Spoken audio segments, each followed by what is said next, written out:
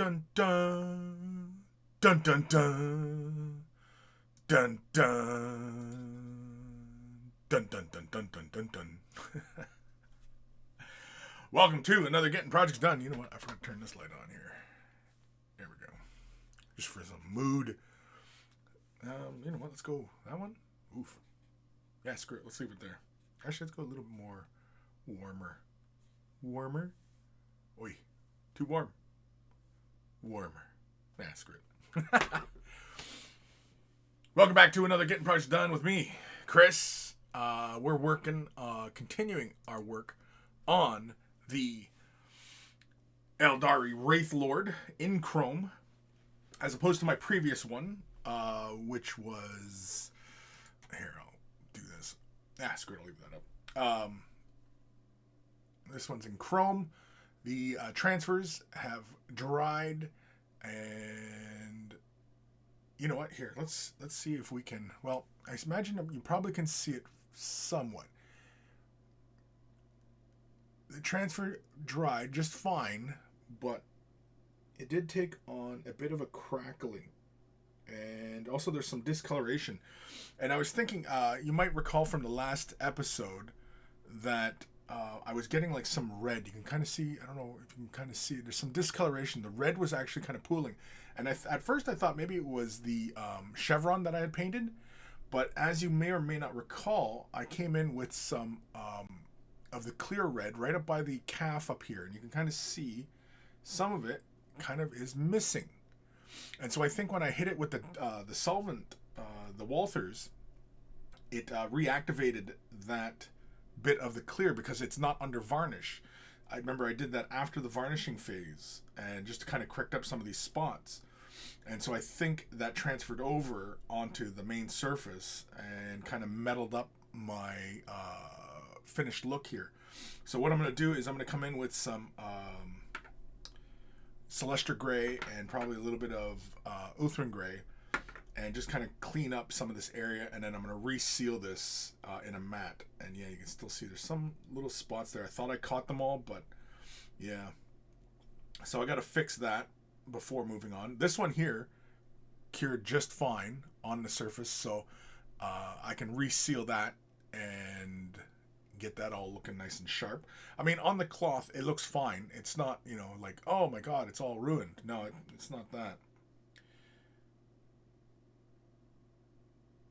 Although it is tempting to hit it again with some Walthers, but I don't feel like doing that right now. So I'm going to get back into work here. Sophie, hey everyone, hey Sophie. Yeah, so I'm just going to continue on with my efforts, and yeah, we're just working on stuff. I am currently sitting in the one-on-one patron chat on the Discord. Usually I'm joined by either Boop or Barfing Sheep, or both. Of course, if any of you are out there and feel like joining me, feel free. Of course, it's open to patrons, but I usually don't open it up to everybody because you never know what level of toxicity you're going to get to, right? And of course, I'm only leaving the chat up for the moment. Especially if anybody comes in and starts being a douche. Well, obviously I'll shut her down. Alright. So we're going to throw a little bit onto the palette here. Actually, let's use a little bit of medium as well. Probably don't really need it, but we'll do it anyway.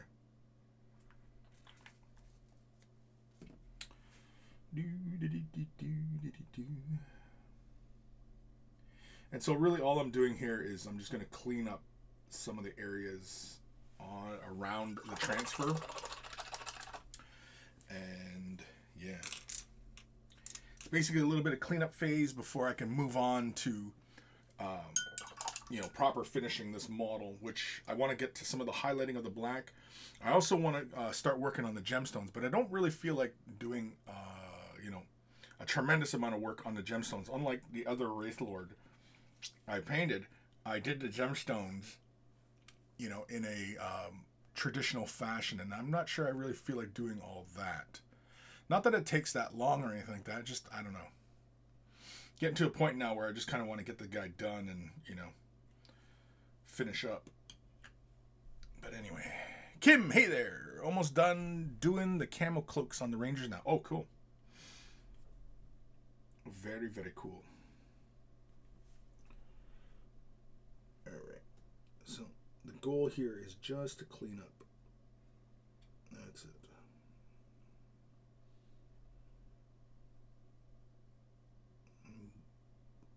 Blend out some of this artifacts that are going on here.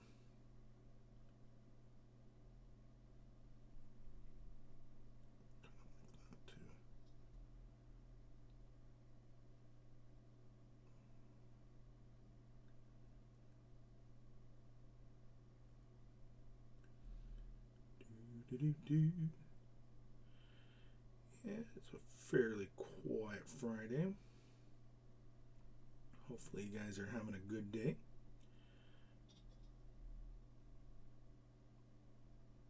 In spite of everything that's transpiring around us.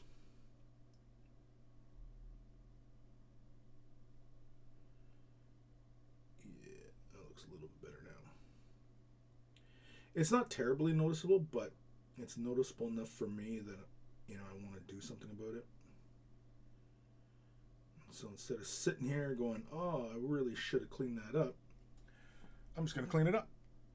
You can see they're just cleaning up some of the little edges there. Not being too bad here. Yeah, that's good to hear. That's good to hear.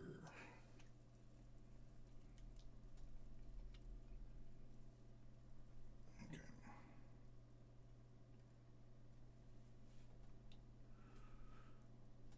Now, the tricky part. You guys probably can't quite see what I'm doing, but I'm just cleaning up edges here. The transfer.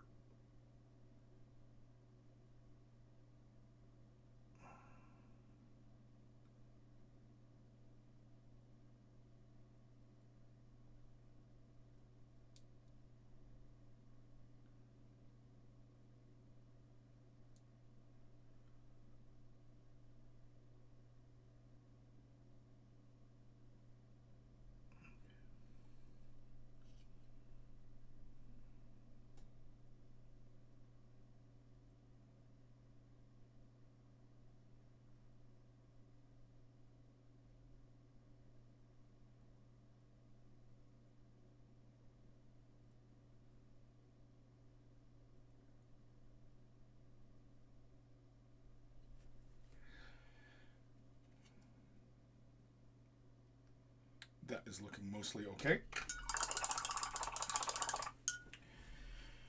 Grab a little bit of Uthran Gray, and then we'll clean up a little bit more. Try not to mess too much of my previous efforts up.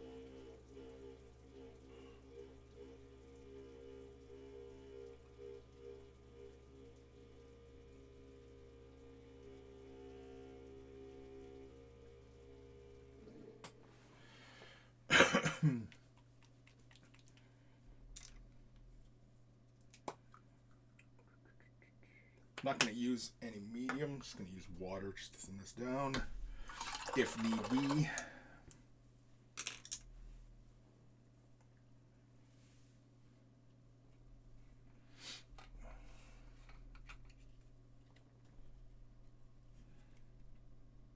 Also want to clear up this. There's this little red stain up here on the bright spot, so I want to get rid of that too. Just like that.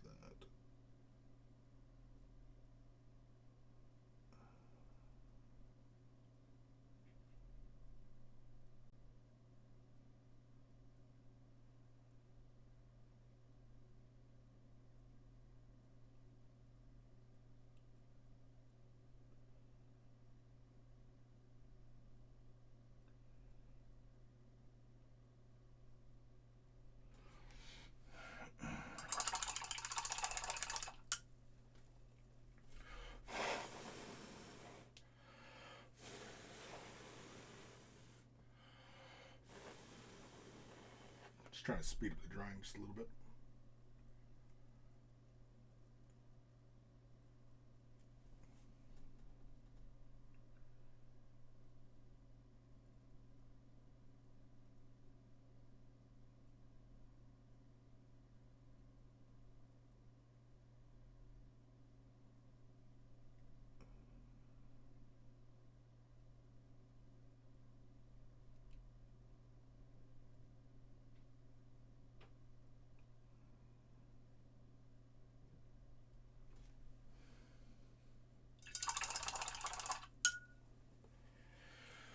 Sophie.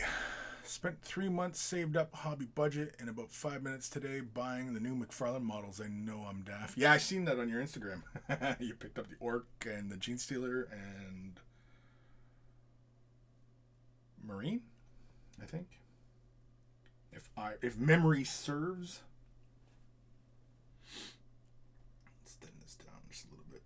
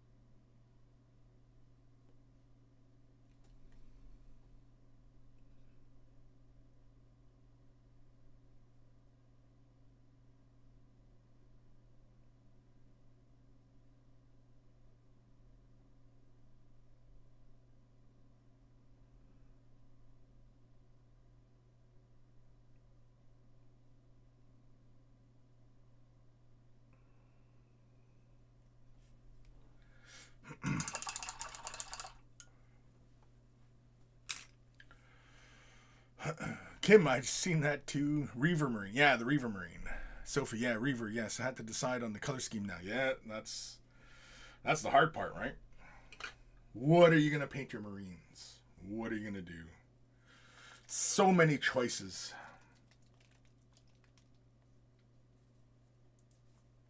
You're going to use a little bit of Lamian Medium just to knock the shine off of the cloth. If I feel it necessary, I'll come back in with a matte varnish afterwards. I mean, the Lamian Medium serves as a matte varnish as well, but I prefer to use something more like Vallejo's matte varnish for the task.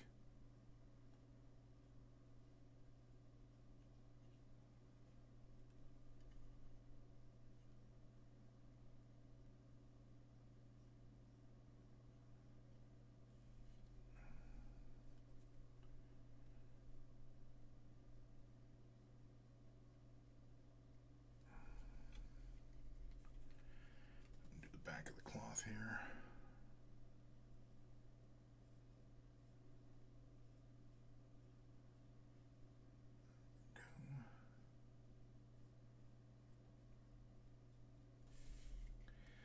Give that a few moments to dry.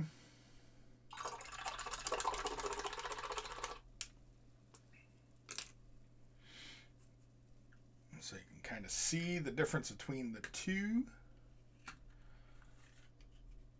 different cloths, different chevrons representing different clans, but ultimately looking fairly similar, other than the heads, of course. I don't know if I would go back and repaint this head, though. I kind of like the difference of the dark head, and it's like really, really dark blue. It looks really blue on camera, but it, like, where it gets dark is almost to a black. Almost. It's not quite. It's still like a dark blue, but yeah. Whereas this head, because it's so bright, I almost feel like I want to put an icon there or something. Or the other thing I was thinking of was putting like a stencil down along the edges and coming in with a slightly darker blue, and so that it kind of has like this creeping look on the sides, but then screw it. All right, you know what? Let's jump over. While that is drying and such, I am going to grab carbon black. No, that's shade and gray. Where's my black? Is that my black? That's my black. Yeah, I'm going to use golden high flow carbon black, and I'm going to put a base layer on top of gemstones. And then, yeah, I'm basically what my goal is to do something relatively fast on the gemstones. I really don't feel like agonizing over gemstones too heavily. We're not too concerned about like technical accuracy here. does it look really kick-ass on the table is what I'm going for. Again, so it's more of a tabletop look that I'm going for here. I'm not worried about pretty pictures or, you know, going for awards or anything like that. Mind you, I rarely ever concern myself with such things. Go.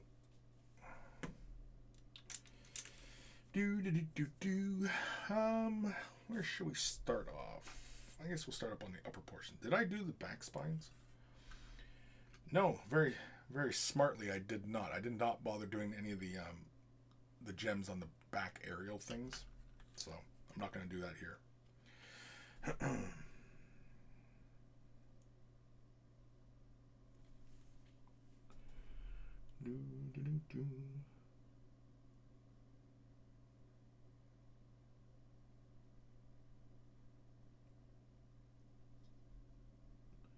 And so basically why I'm going black first is because then I'm going to go in with white.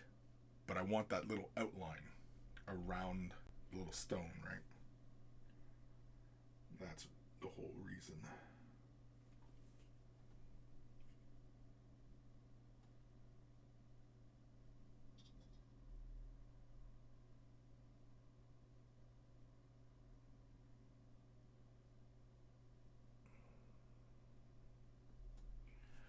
There we go.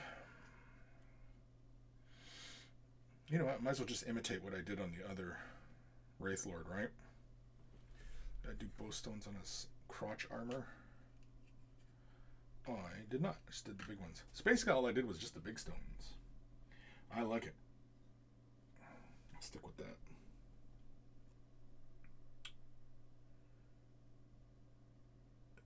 As long as I don't mess this up.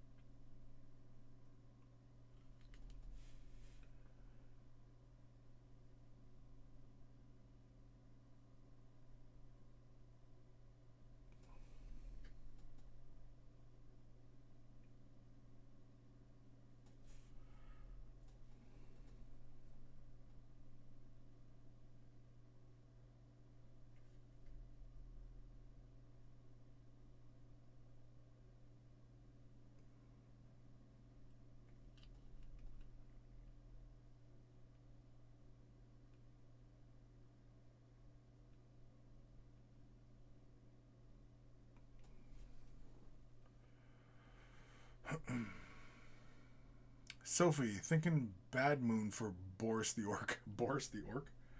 Is that his name? Boris the Orc? Good God. Good God, man. Okay. Alright. It's really not a lot of gemstones that I did, so that's not bad. I'm okay with that.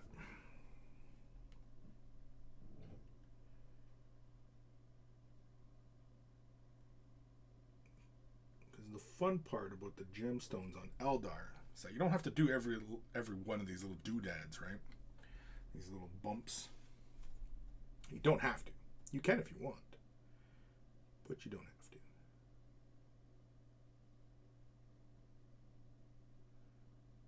Personally, I don't feel it necessary to do them all. I can't remember where it was. It was like one article way back in the day describing, like, you know, the Eldar and like the gemstones and all these little bumps, and how basically the little bumps, some of them are gemstones and some of them are, you know, like doodads in regards to their technology, right? Like some of them are like housing sensors and shit like that, right?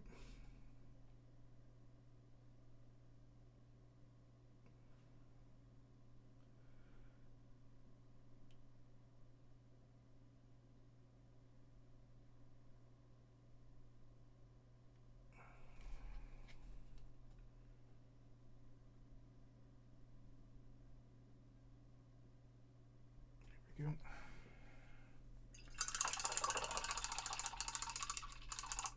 Even just black, they look fun. Especially if you use like a glossy black. You can see how it just looks just like shine, right? Oh shit, we didn't do the back symbol thing. That little thing in the back. Have to do that too. Oh, all these little details.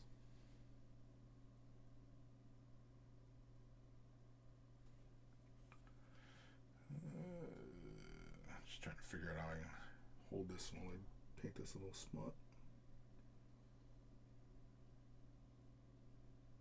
There we go.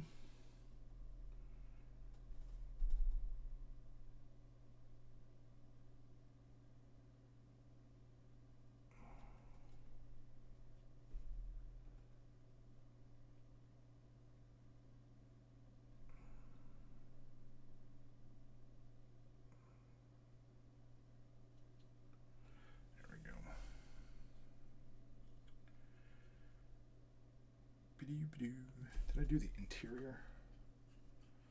No. Good.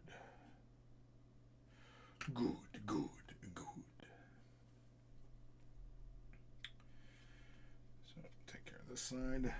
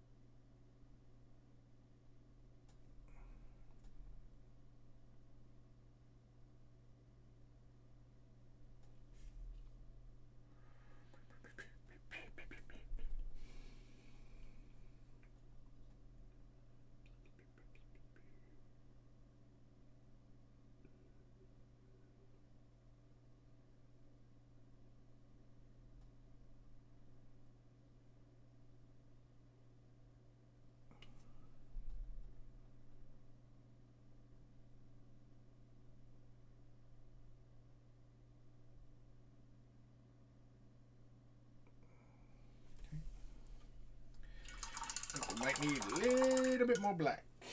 Just a little bit.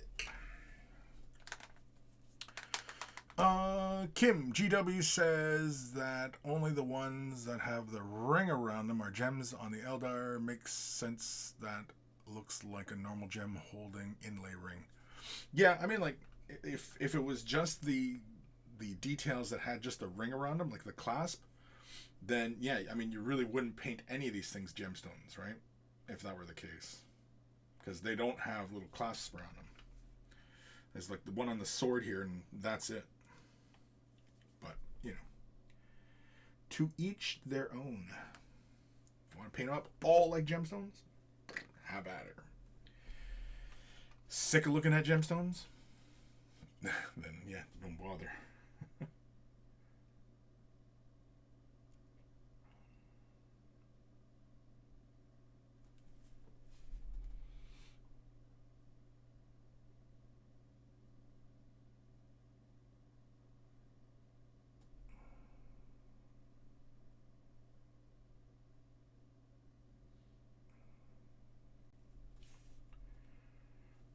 Do the gemstone here on the sword.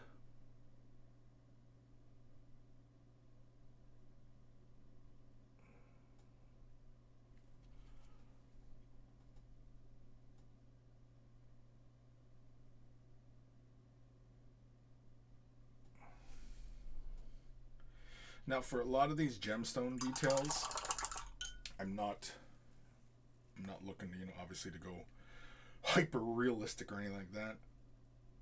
I'm just gonna try and get them done. That's the goal. Let's get them done. I'm trying to figure out how I can get to this little gemstone over here.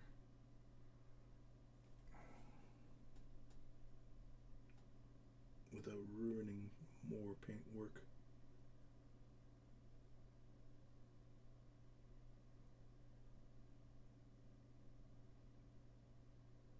Like that.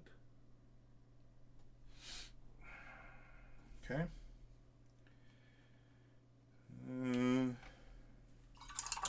That can't be it. I thought there was more.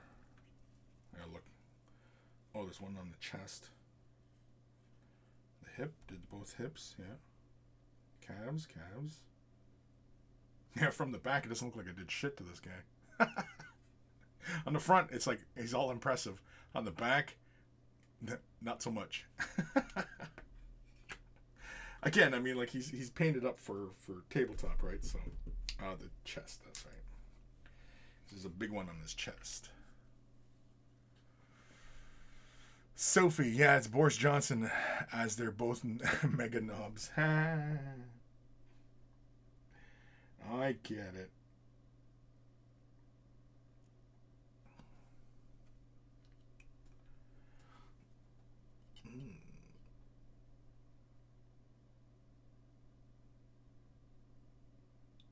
I get jokes.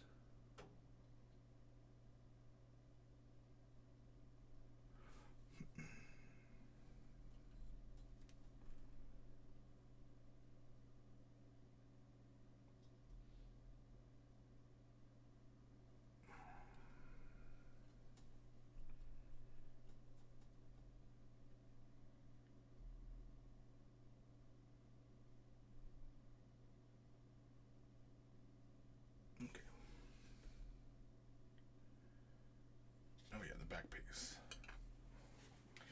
For that, we'll just use some scale 75 dwarven gold.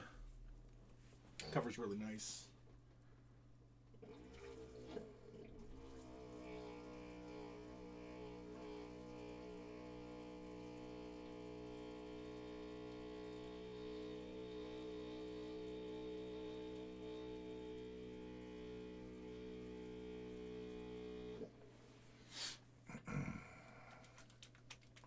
Boom, boom, boom, boom.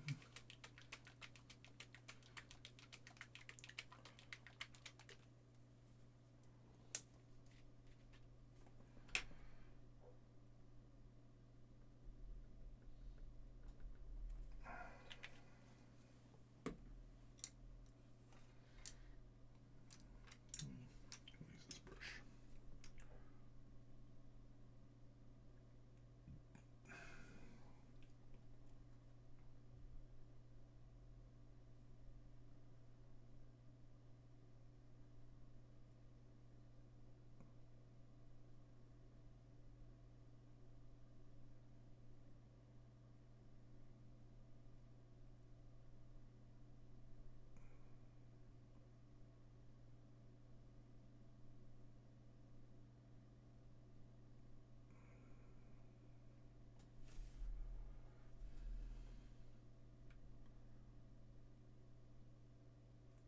This brush is damn near done.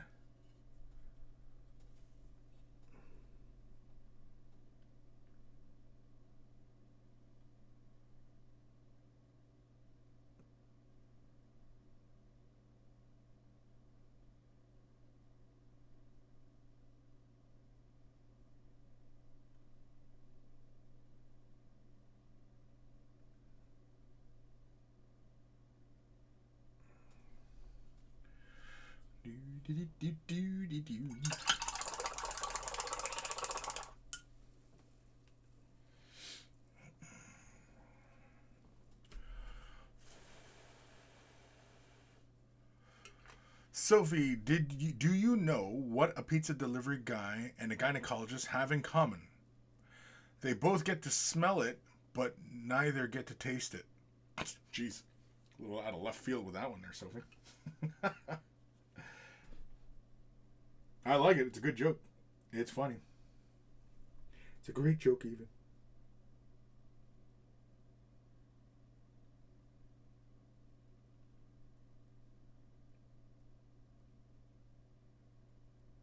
Let's put another layer down.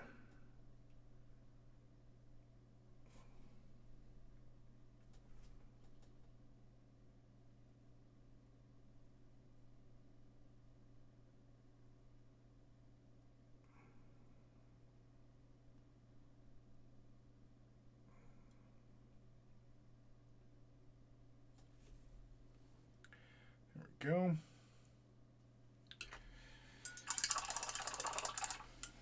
And really fast, we'll just throw a quick little highlight on that. For that, I'm going to use some Citrine Alchemy. You know what? You guys in the chat, where do you find a dog with no legs?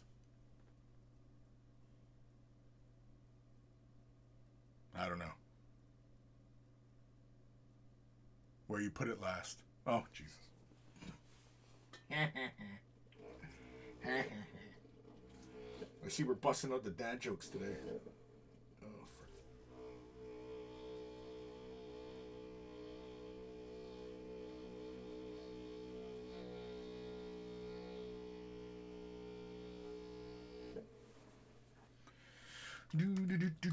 Sophie, blame my dad. He texted me that today. Yeah. No, as I was going to say, can you guys do me a quick favor? Anybody who's in chat, type in exclamation slots and then put in at least a value from 10 or higher. I just want to see if the bot is working properly. I made adjustments to the bot, and I just want to see if he's doing these little games. Because if you go exclamation point quotes and just hit enter, it'll pull up an old a quote. We set that up ages ago, but yeah, for whatever reason, we don't use it much. But yeah, if you guys wouldn't mind. No, put a space and then put a number 10 or higher.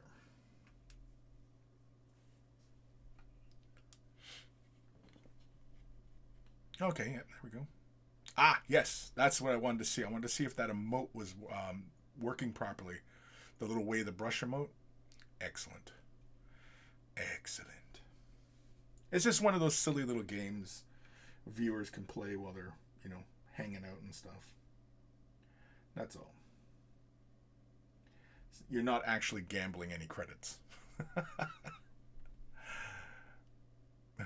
No, Kim, you got to type in exclamation slots, just like Sophie's second entry, and then a space, and then a number 10 or higher. I think it goes as high as to 100. Basically, what you're gambling is your channel points. That's what you're gambling.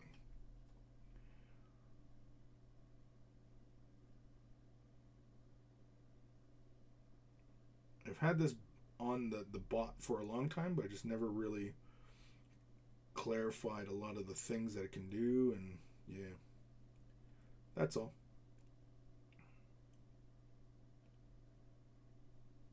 That's all I was doing. So we're just picking out the icon there on his back.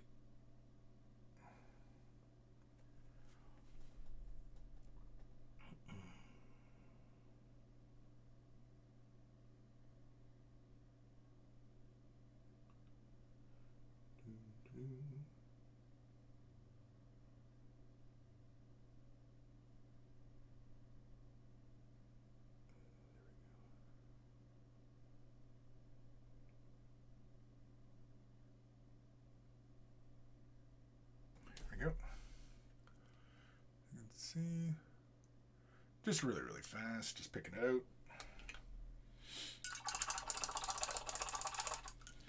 All right, next phase of the plan.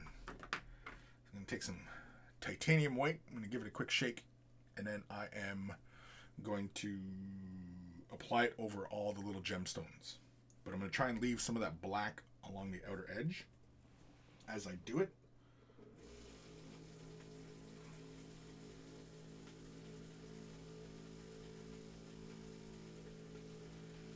Giving it a good mix.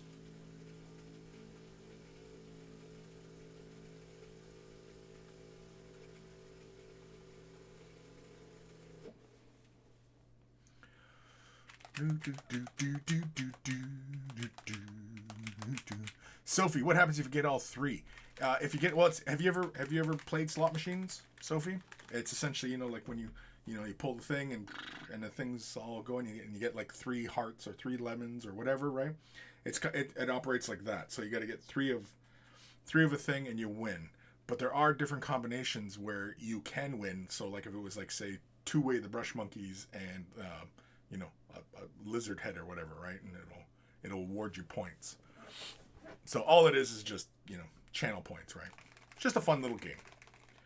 And I mean, you get channel points by just, hanging out and watching, right? Just being here. As I'm sure many of you on Twitch know. Sophie, I'll end up spending all my channel points and not a 3 matching one. Yeah, I mean, it's a slot machine, right? So, yeah. Kim, finishing the camo, going to have a bite to eat, then I do the weapons next. Cool.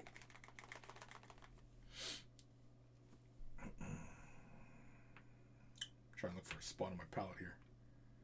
Let's put one right there. Do do do do do do do do do do do. Yeah, we might as well just start right off where I started before. So essentially with this, all I'm going to do is just basically touch the center of the gemstone and try to be a little bit in a controlling fashion. Yeah. I'm not too worried if the white doesn't completely cover and you can still see some of the black poking through, creating a gradient. I'm not too worried about that.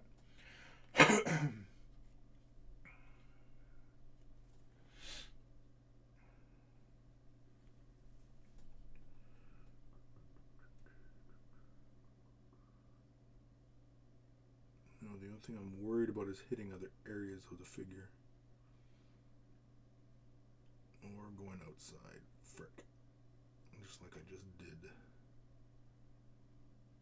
we go. There we go. Do do do do do do.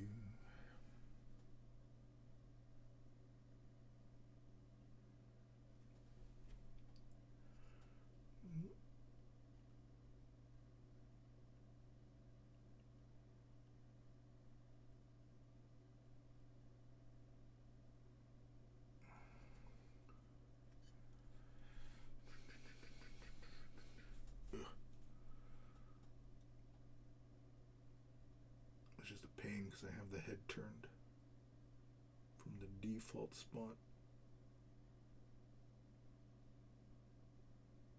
There we go. Yeah.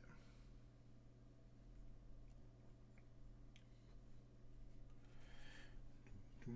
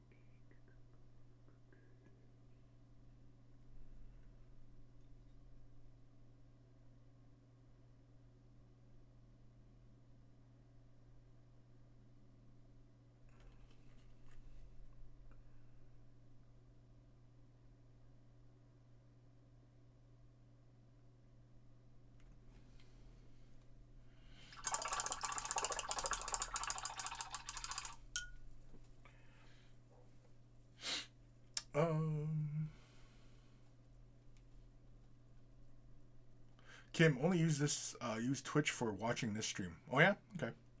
I don't think I've seen other channels seen another channel at all. Oh really? That's interesting. Well, there's quite a few, and there's quite a few things on Twitch. But like as far as like finding educational content, like for example, if you're into like painting tutorials and stuff like that, Yeah, Twitch is not the spot for that. That's more YouTube's game.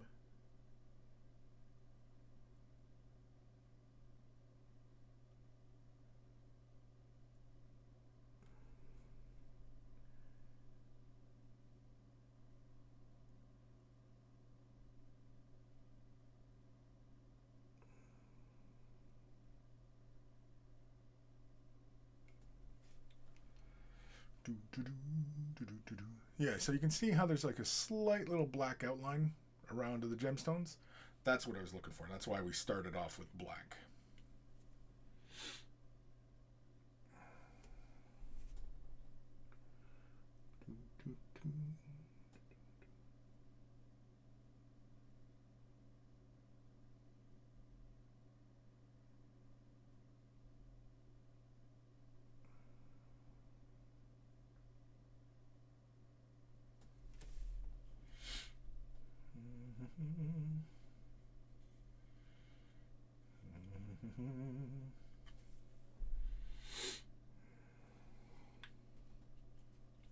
Try and catch this one on the thigh here.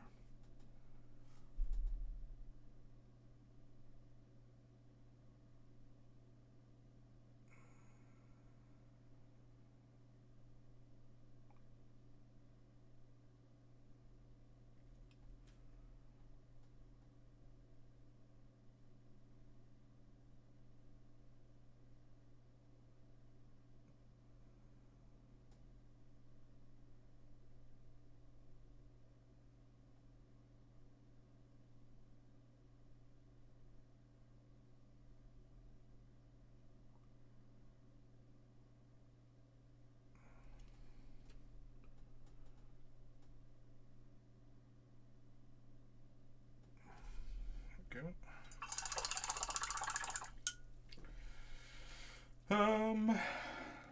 What else? Oh, the wrist and the sword. Almost forgot about those.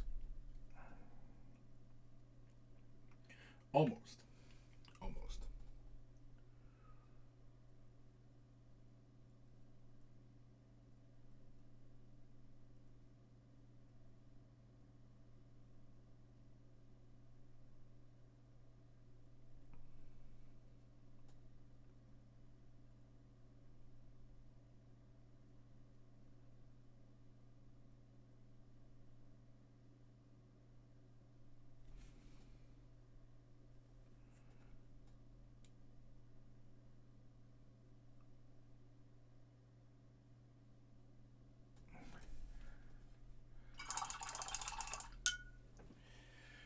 Then, alright, I gotta do the inside sword. You know what? Should I bother doing that inside gemstone on that thing? I don't think so. Because I think I'm going to go with a blue. Blue gemstones. I think I did that for the other one as well. Yeah, it's blue gemstones. So, what I'm going to do is, I'm going to grab Leviathan blue and Talisar. Talisar and Leviathan. There it is. So basically what I'm going to do is I'm going to lay down Talisar first, and then I'm going to lay down Leviathan. And basically, just like a quick glaze, I'm just going to put a quick little layer down, but I'm going to draw it to where I want the color to get darker, so it stays brighter at the lowest point, which is the brighter point on the stone, right? And then Leviathan blue, just a quick little layer, just to darken up the stone and push that blue down a little bit further, and it also should create a gradient on the surface. That's the plan, anyway. Sophie, same Wednesday to Friday, Twitch, Saturday, YouTube. I've seen a few. There's some good streams out there and some terrible ones. Yeah, I mean, you know, it all depends on what you're looking for, right? I mean, I've seen some streams where it's like, well, like, okay, for example, like the hot tub stuff. Like, I don't get that. You know what I mean? Like, but I'm sure it's interesting conversation with whoever's streaming, you know, in a hot tub apparently. But I've like personally, I've never watched any. I've always seen the thumbnails and shit like that. But you know, whatever. But yeah, I mean, like, it all depends on what you're into, right? What you're looking to get out of, you know, your free time as far as like, you know, what videos you're watching and what you're doing at the moment and all that. The other feature that I'd like to get going is having music playing, because most of the time whenever I paint to the sound of music. Whenever I'm doing this, you know, on my off time kind of thing.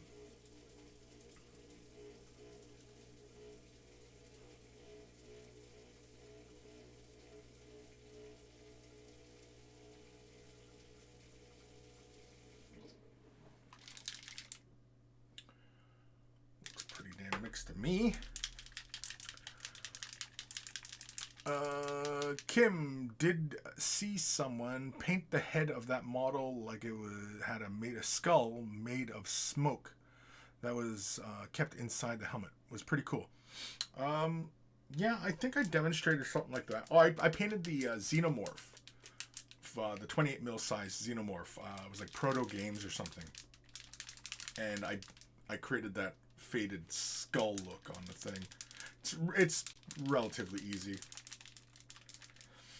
In fact, one of the easiest ways to do it, I don't know if I've done it to any of my models. I think I've just demonstrated it, right? Because you get people, you know, asking for things, and yeah. I don't think I've done it. I'm trying to think of any models of mine that I've done that to.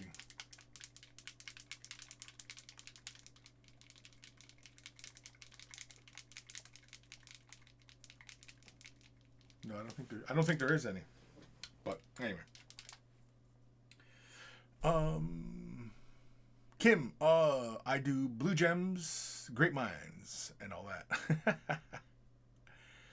Sophie, for me, it's laughs, advice, and inspiration. Yeah, I mean, you know, how can you go wrong when that is your, you know, what you're looking for out of online interactions, you know, shit you're engaged with, content that you're engaged with, right, on YouTube's or Twitch or whatever platform you happen to like, or all of them.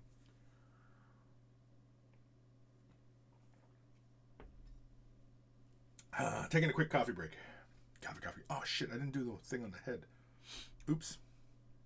Yeah, he's got like a couple stones up on his helmet up here. Forgot to do those. Or do one of them. I was gonna do the big one. We'll do that in a sec.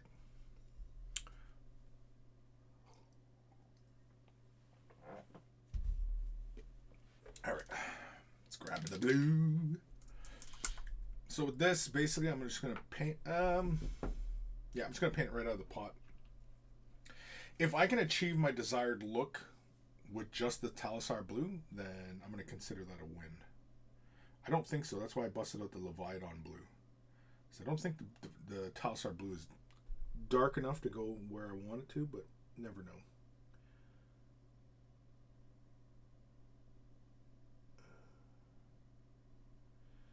Yeah, it's not quite where I want it. So yeah, we're going to come in with the Leviathan blue. But you can already see how, like, against the red, how it vibrates. Like, the color is like, wah, you know? It's great. I love it. Love it.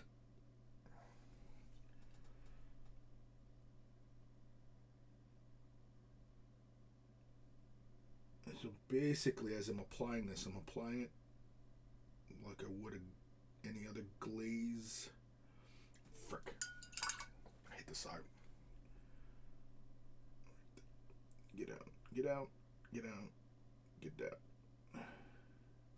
Get down with your bad self. A little tide mark there. It's not a big issue. Again, I'm not too worried about it.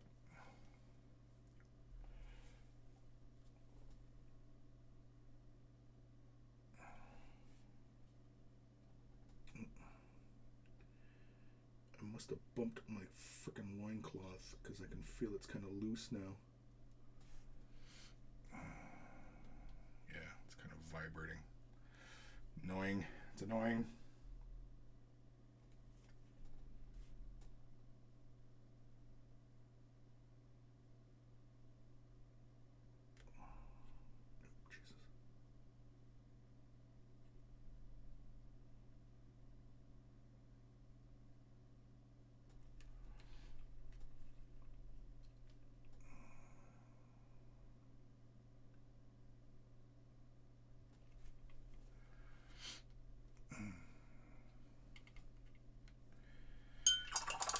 Gal, damn it.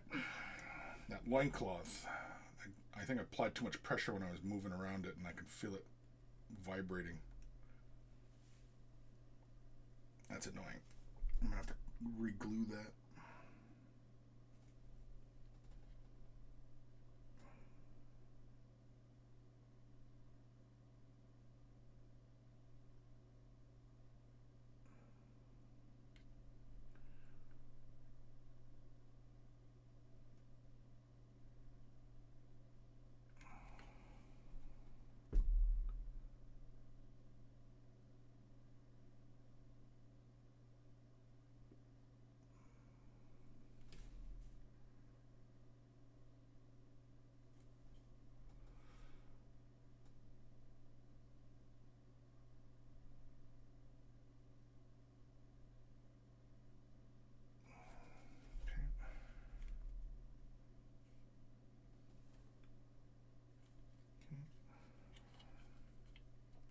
Yeah, you can see how it's moving. It's pretty much going to fall off. It was not very secure where it was initially attached.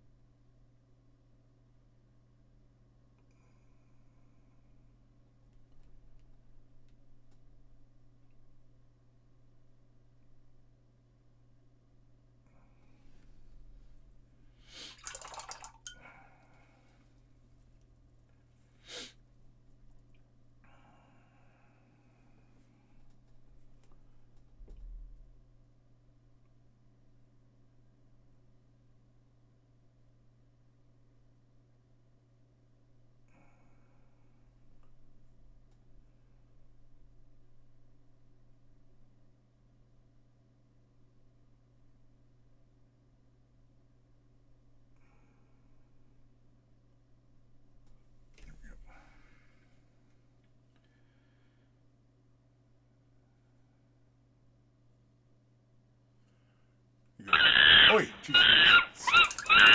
Joseph Moore. Thank you for the follow. Or subscribed. I'm not seeing a notification here. Oh, maybe it was on YouTube. Anyway, you can see how the cloth, how it looks a lot matte now. That's from the layer of Lamian medium. All right. What was I doing?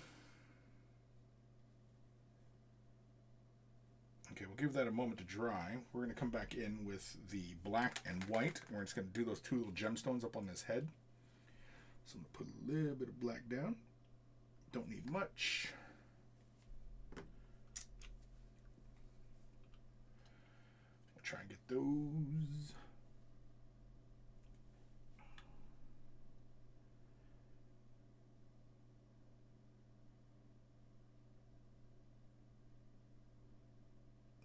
So, like that. To the other side. The other side.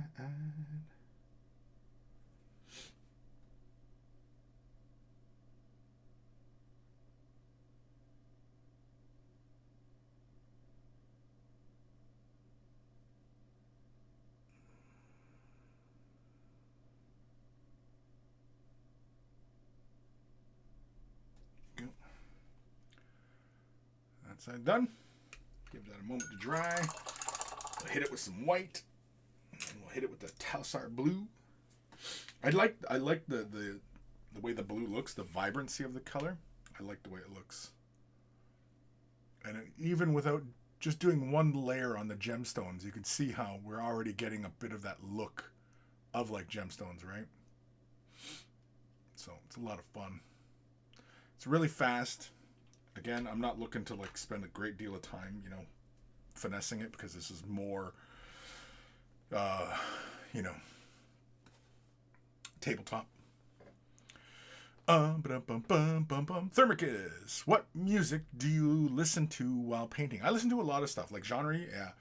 I listen to a lot of stuff. I mean, if you look at my Spotify playlists, plural, I listen to a bunch of stuff. I usually have it categorized kind of whatever kind of mood I'm in. So I listen from everything from, like, soundtracks, a lot of heavy metal, rock, classics. I've got chill. I've got beats, which is just, dancier pop type stuff. It's a lot of Stevie Wonder and, stuff like that. So I've got all sorts of stuff. All sorts. Kim. He listens to yodeling and Peruvian throat singing. I can't lie.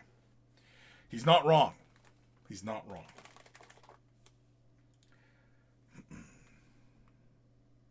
Do the Peruvians do throat singing? I didn't know.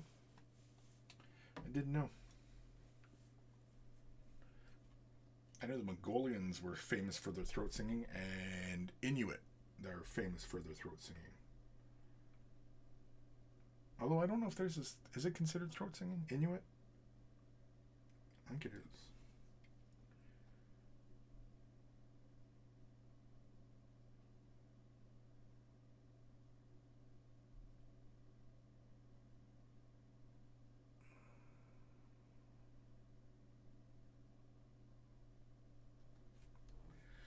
Go. There's one.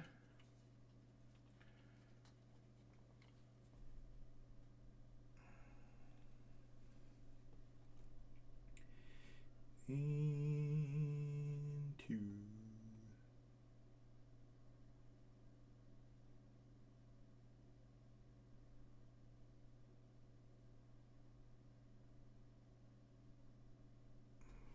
Yep.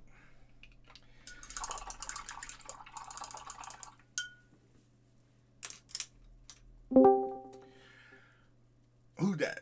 Scott, what's happening? Just done for the week. You're done for the week? Yep. Busy week? Yeah, everything's kind of picking back up. In the meat world, people are a little more optimistic. People are booking weddings and stuff. Did you say the meat world? The meat world, yeah. Like meat as in carcasses, or meat as in like singles? Like going to the bar and the meat market? Like carcasses, dude. Oh. I wasn't sure. Well, big. I sell meat, and a big part of it is, big functions and stuff like that. So wedding season is always big, but it obviously hasn't for the last couple of years. Right. And even last year, for the most part out here, the summer, we didn't have a lot of restrictions. But even though they lifted them, everyone sort of thought they were going to clamp them on again. And now the optimism is there.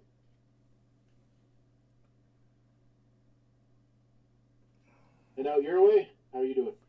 I'm not too bad. Just painting up some models, playing with stuff. Let's see if this fixes my issue here. I'm working on my my Wraithlord, my Chrome Wraithlord, Chromius Maximus.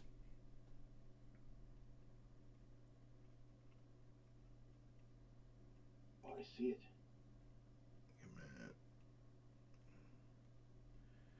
This little bit separated. Where like this cloth connects up on the model is really, really silly. Where the hell's my little thing? Oh, there it is. Move Eldrad. Just use this old bread tie. Clear the nozzle.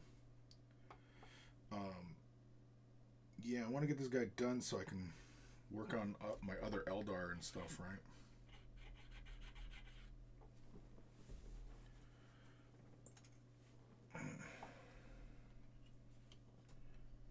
You can't mentally move on until that Wraithlord's finished. Is that right? Yeah, pretty much. I feel not to mention like all the other things going on I want to get to. I'm actually toying with the idea of adjusting like my scheduling. Let's use this little piece here. Adjusting to what? Just fuck you. Fuck. Oh, actually, I kind of liked it down there like that. Shit. Just so I can concentrate on, getting these projects and shit done, and it's freaking moving now. Completely detached it. But I kind of like how that hangs better like that. I might adjust that. Anyway, it's a time issue, and just the amount of projects I've got on the go that, I want to be able to spend the appropriate amount of time on them. You know what I mean?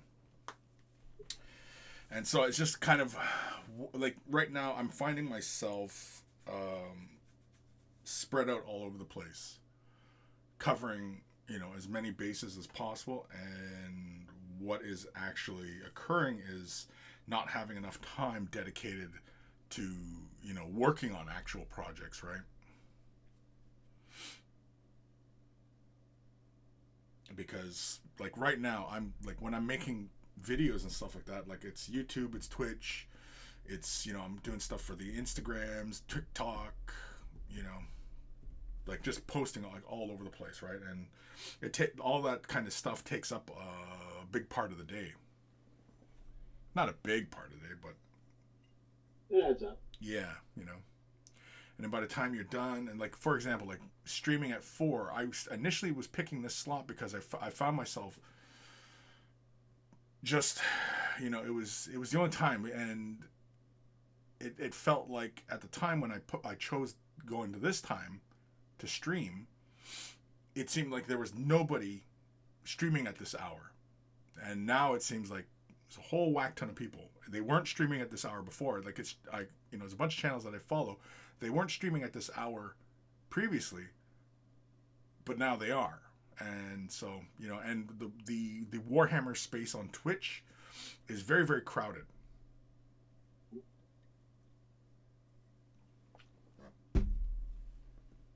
Whereas, sorry, go ahead.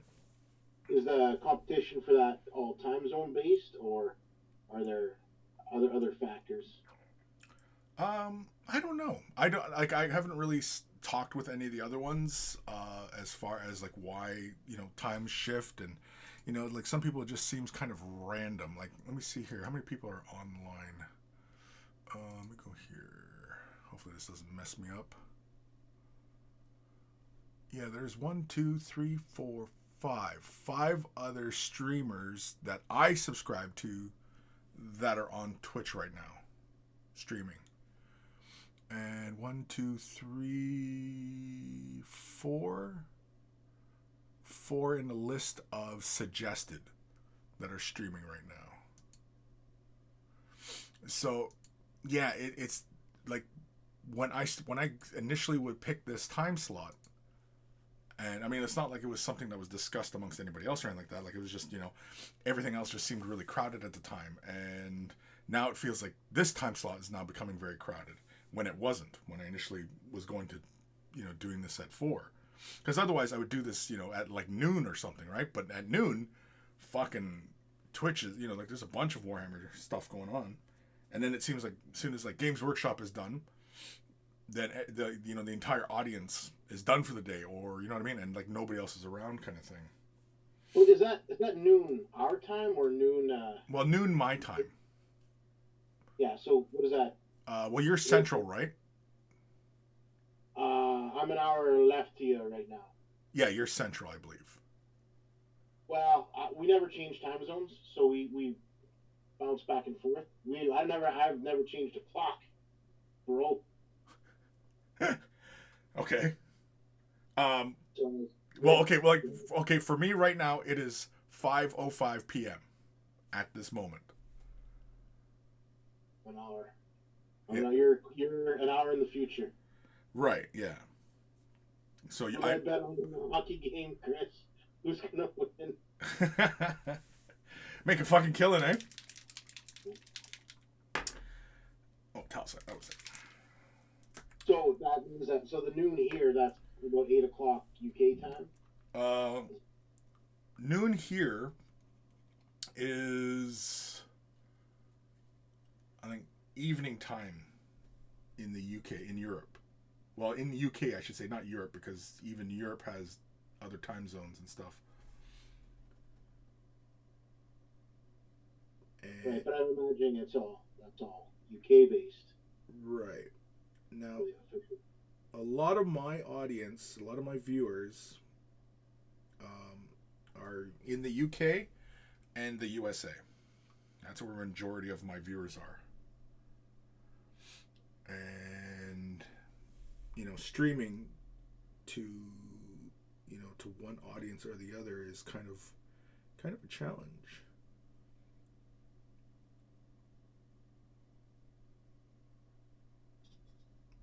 There we go.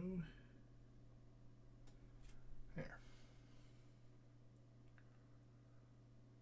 If you plan it right, using the contrast to do gemstones, you can pretty much nail it in one try, almost. And just put a white dot on that gemstone, and right, it looks like you spent hours on it, when really all it is just a glaze, and just be mindful of the direction in which you move it, right?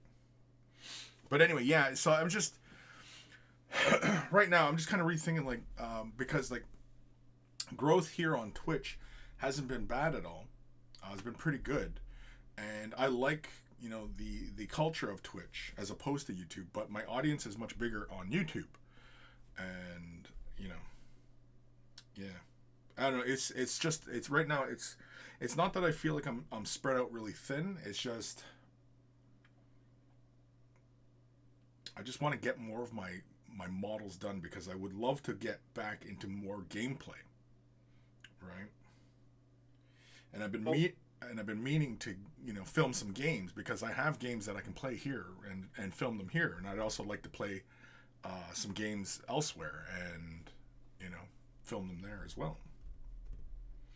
You said before you don't really paint much for personal use. Like it's all going into content, even the stuff that is personal.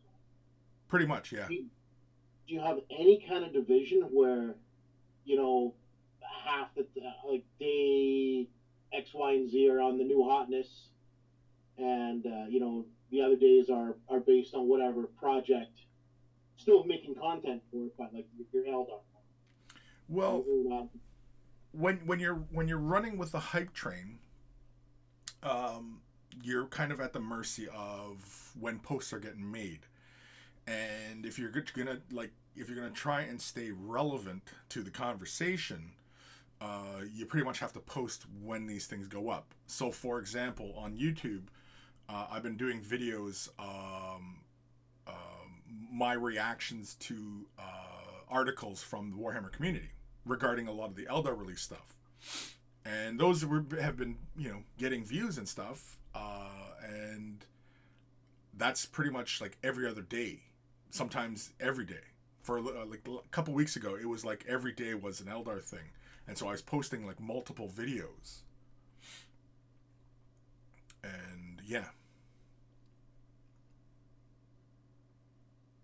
But do you have any avenue where you can use your personal projects for content on a regular basis? Like, they Sure. Monday, Tuesday, this is me working on my stuff. So cool. Yeah, I mean, like for example, like doing this Wraithlord. This is personal, because I'm going to be playing with this. This is not right. like this. That's what I like. That's what I like to see. I like to see all painters working on something that I enjoy. This is for me, while still saying this is what I'm doing. Yeah, I mean, like when I'm working for myself, I mean, I just kind of just do whatever. Whereas, like for example, like we haven't gone back to the pig gator in a bit. This is completely for content and just painting, really. this this kind of personal, I suppose, because I'm just kind of taking my time painting it. But yeah, I'm not going to be playing with it. It's going to sit on my shelf, or unless I give it away or something like that, right? Whereas this Wraithlord, he's for me, and I'm just kind of quickly working my way through him, and because he's going to be on a tabletop, he's going to show up in hopefully battle reports and stuff like that, right? If you're pooling opinions, I like to see more of the projects where you have an investment in them, and that you're going to be playing with this, you're going to be using this. Right. And the thing is like, I like, for somebody, say for example like yourself, where you're a very experienced painter. Well, I like to be able to offer something for more experienced painters as well, so that everybody is kind of part of the conversation. And I don't really want to do very entry level, or just concentrate on just entry level type of content.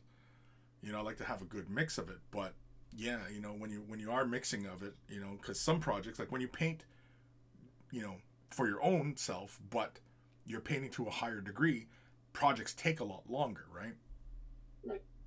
And whereas if I want to paint to get them done for the tabletop, that's pretty much just kind of moving through them. But then when I'm sitting down and I'm just working on a project for the tabletop, I feel like I should be filming it or something, or making something from it. But then then it becomes this cloud over the head of, well, no, you should be doing this, get this done, and what I mean, and film it. And then of course then everything else starts backing up, because basically it's I'm finding myself at a bottleneck, and everything's getting jammed up behind me right now, or at least it feels that way, because there's a bunch of stuff I want to get to, but it's getting the time.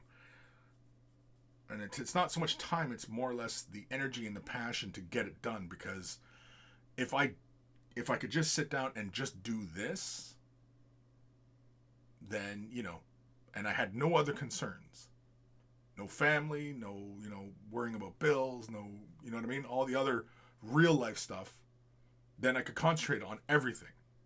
But that's not realistic, right?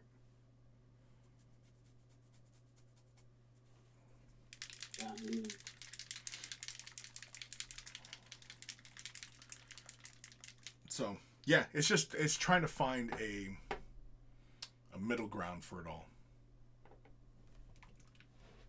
Because I mean, like, there's a ton of stuff that I want to get to. I mean, like, I've got like a whole bunch of projects that I want to get to, and I fully intend to get to them.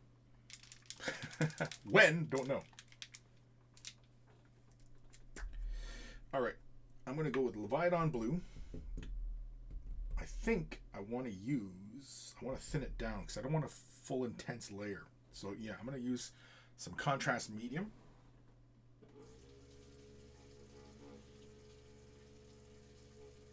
We're going to drop the bottle. I want to slap a little bit onto the palette and add a drop or two of medium. Yeah, like that. There we go. Let's add 2 drops. There we go. Add 2 drops. Give this a nice thorough mix, and this should be plenty of contrast to achieve the job. And so with this, basically, we're going to try and do it just like we did with the Talisar, and should be able to nail it in just one try.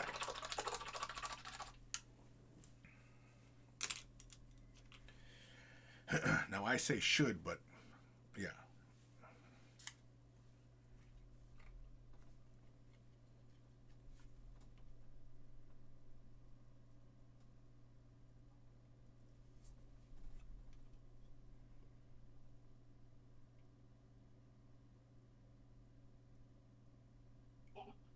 Yeah. That's it. That's what I'm looking for.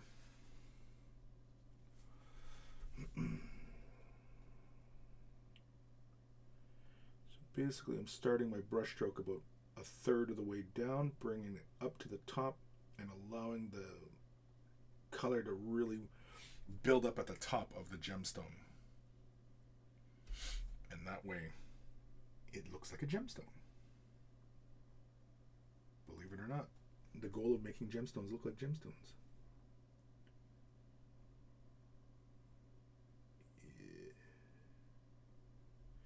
Yeah.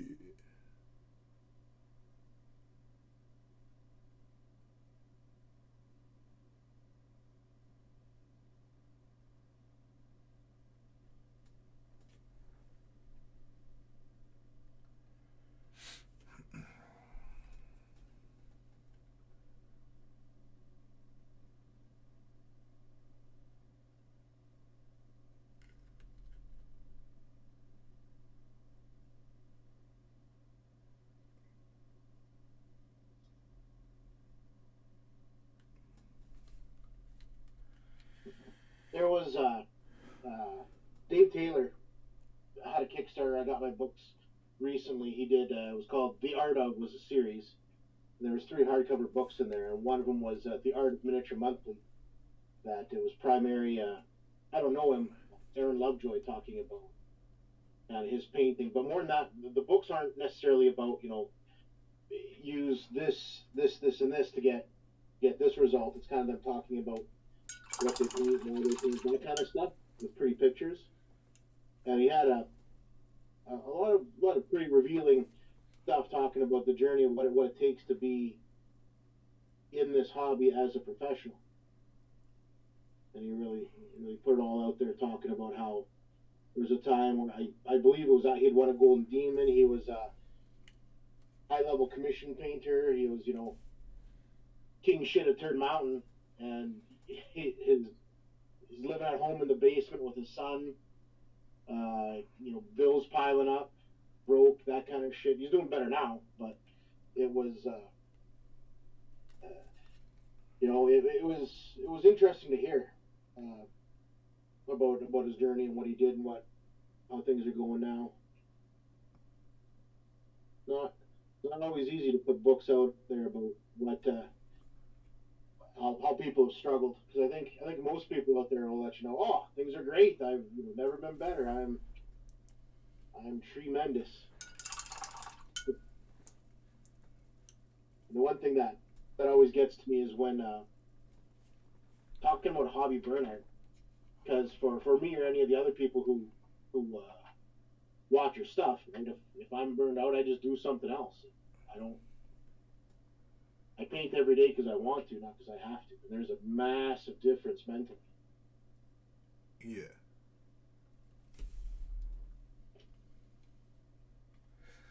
Yeah, there is. It's kind of funny because some people ask me about getting started and making a channel and shit like that, and I tell them it's not easy.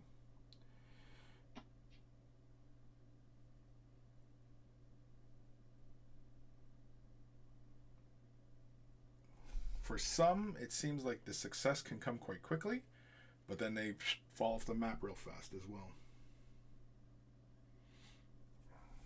I've got my personal frustration, especially with the YouTube and social media, is that for the hobby stuff, there are those who have excellent skills in YouTube and social media and stuff, but I think that the hobby skills themselves are not maybe all that significant, but they get they draw a lot of attention. They get lots and lots of viewers. I don't know. It always, when someone says, "Hey,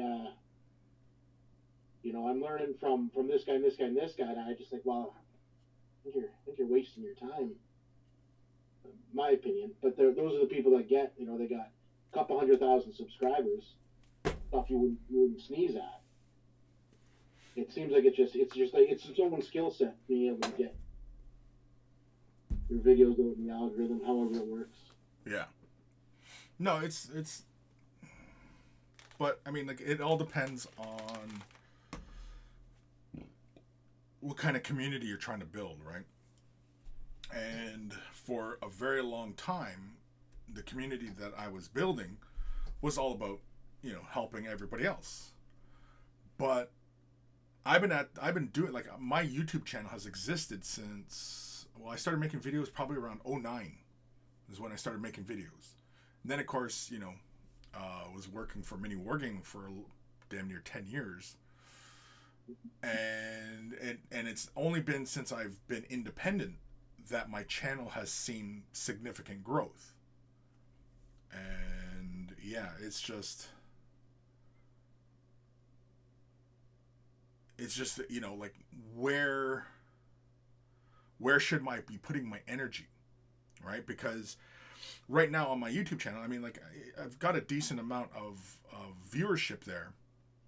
It's my largest amount of viewership, but in comparison to other channels who have been doing it for a fraction of the time that I've been doing it, they get way more viewage. Right. That's what I'm talking about. Yeah. And I'm not sure why that is. I don't really, dwell on it or anything like that. I figure it's just a difference of goals, right? And you've probably heard me mention this before, how, like, if nobody wants to learn how to paint this stuff and don't want help, then I should probably stop doing this, right? Because that is the goal.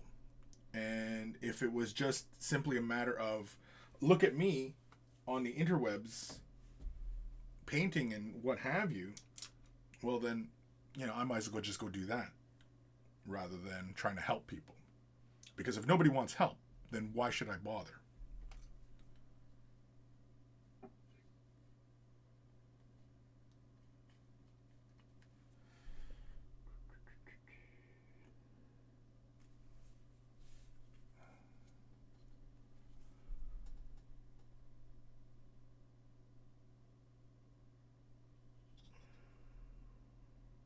I'm a big fan of watching people get into the hobby, catch the bug.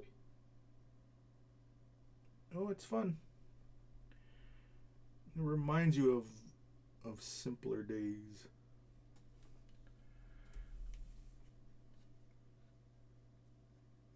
When we were all little squirts getting into this hobby, and what's this about? What's that about? And it's fun. The rate that someone can progress now versus way back when, with all the resources available. Oh, 100%, yeah. It's pretty shocking to watch a guy go from, hey, I'm going down to the store to buy my first paintbrush, and then 2-3 weeks later they're on a spot that took me maybe 10 years to discover. Yeah. Yep.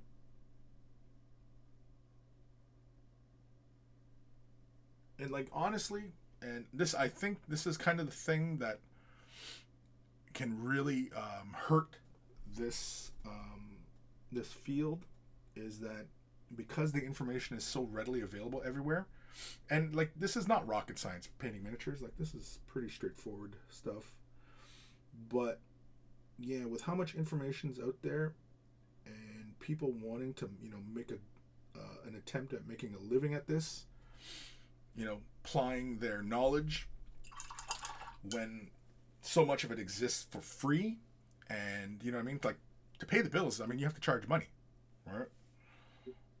And there's so much information on the YouTubes that who wants to pay for it when it's just that there's fucking million tutorials out there. Now, mind you, like, I've contributed to that, so I can't really complain much, can I?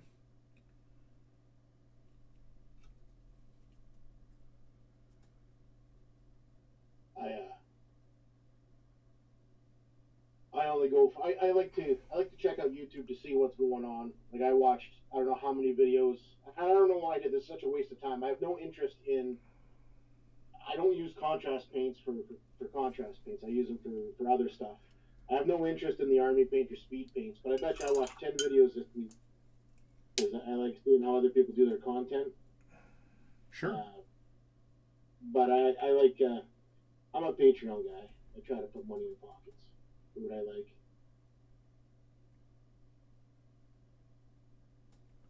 And I'm glad you do. There's, I had to trim a couple. I had to trim a couple off Patreon finally this month. They, one guy hadn't put out a video since March of last year. Oof. And I was still getting dinged $10 a month. Yeah, that's kind of annoying. Just wasn't paying attention. He had good stuff too. He just gave up on it. I don't know if he was. I think he was sick for a while. It was in Bohan. Oh yeah, I like his painting. I'm a fan of his work. It's super cool, and it's so much of it is like dry brush and stipple. Yeah. That's why I like his painting. He creates these really great. It's all about his use of color that I really like.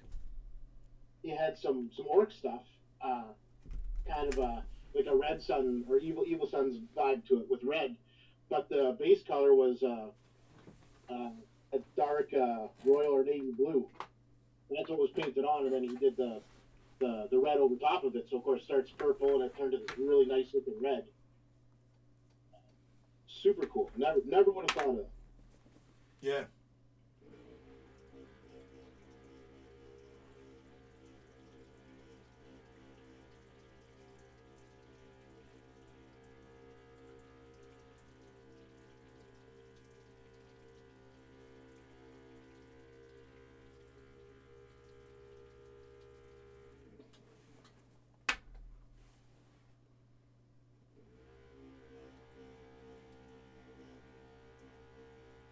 Ben Comets does it well.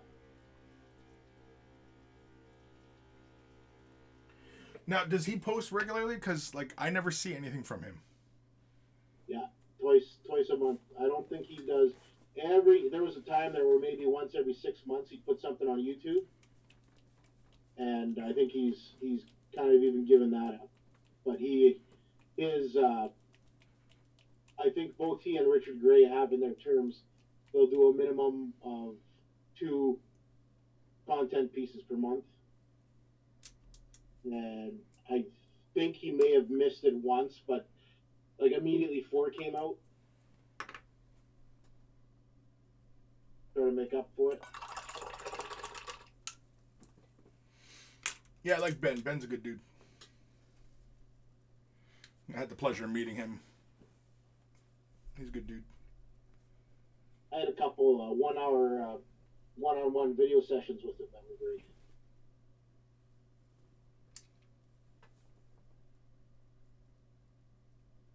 But it meant I had to get up at 4 a.m. and that was Right. Yeah, because the freaking time difference. Because he's in Germany, eh? He is super German. Yeah.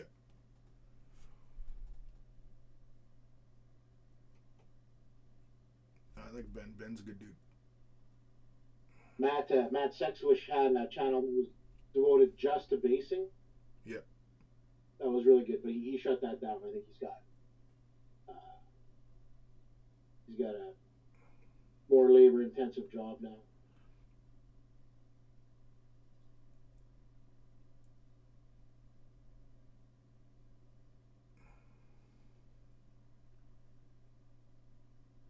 Well, I think that's really the big one, right? Is because it's very challenging to, make a real financial go of a lot of this stuff. That so many guys and girls who are quite talented at this, it's hard to make a living at it, and so you have to, find real work to, pay your bills, and yeah, it's just tough. It's tough.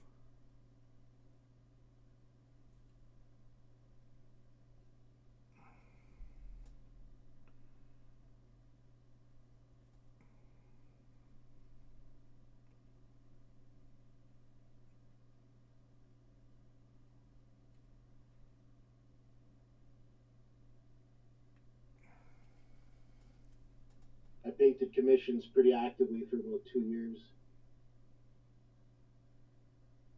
How'd you like that? That was that. That sucked. It took a long time to recover. Yeah. Oh yeah, commission painting, fucking blows. I'll never do it again.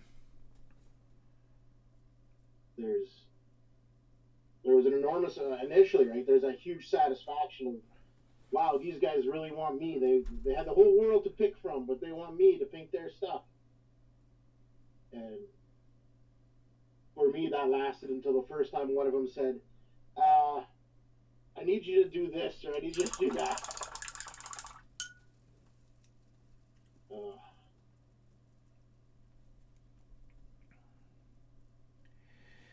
Yeah. No, it's just the idea of painting a million Space Marines. It just fills me with dread. No, thank you.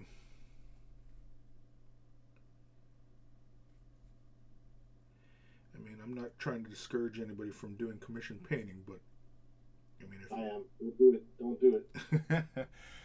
But it definitely takes a hardened soul to do it well, and do it for a long time, to really kind of make a serious go of it, you know, so to pay your bills kind of thing, right? That's also a tough one. I can't imagine being in a position where you could pay your bills just off commission painting. No, neither can I. There's just too many people out there, because it's a hobby. So when I did it, I did the math, and I think I was hitting like $1.50 an hour. Yeah. But then you tell yourself, well, I'm getting paid to do something I love, and then immediately you fall in love with it. Yep. You know, you're sitting on the couch and, man, I should be painting. It sucked the joy out of everything.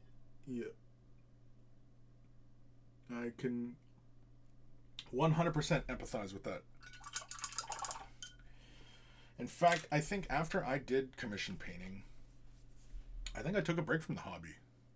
I think that was one of my breaks. It was after commission painting. I just didn't want to look at a fucking miniature. Yeah.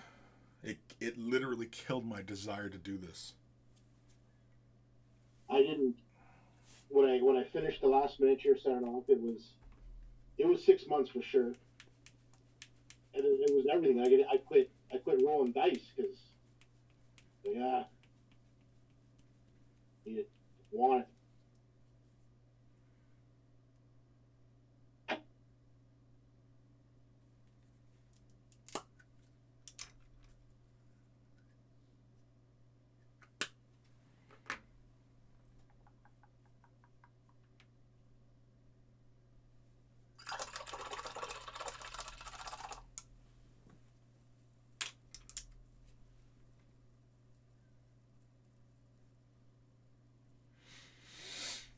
Okay.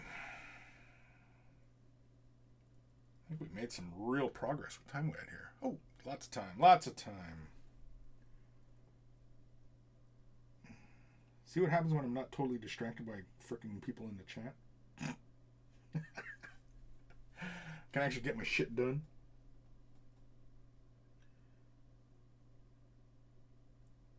I'm not saying you, Scott. Of course not.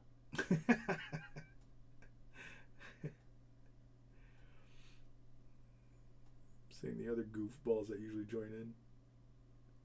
And yes, I'm calling them goofballs. No, it's usually pretty fun, you know, talking with everybody.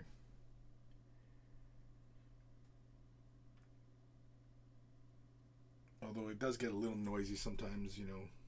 Everybody kind of talking, everybody wants to be heard, kind of thing.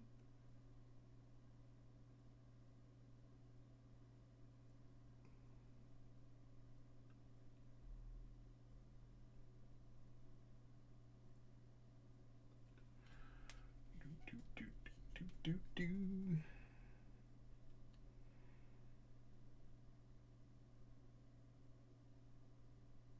Yeah, you know what I think is in order is doing a 40k tournament. Just get my fix of gaming in. I think that's what it is. I need to either go kick people's asses or I need to get my ass kicked. One of the two.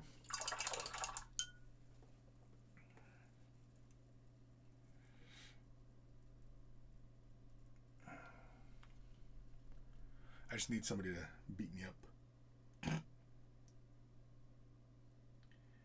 Sounds like some sort of weird fetish.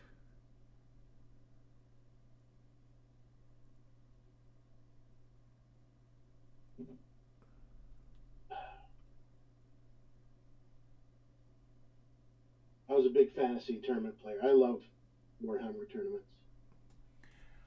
Yeah, they're a good way to get a good bit of gaming in, you know, just get your fix. It's kind of like going on a bender. Hmm. You ever been on a bender? Not for a couple hours. It's been a very long time since I've been on a bender.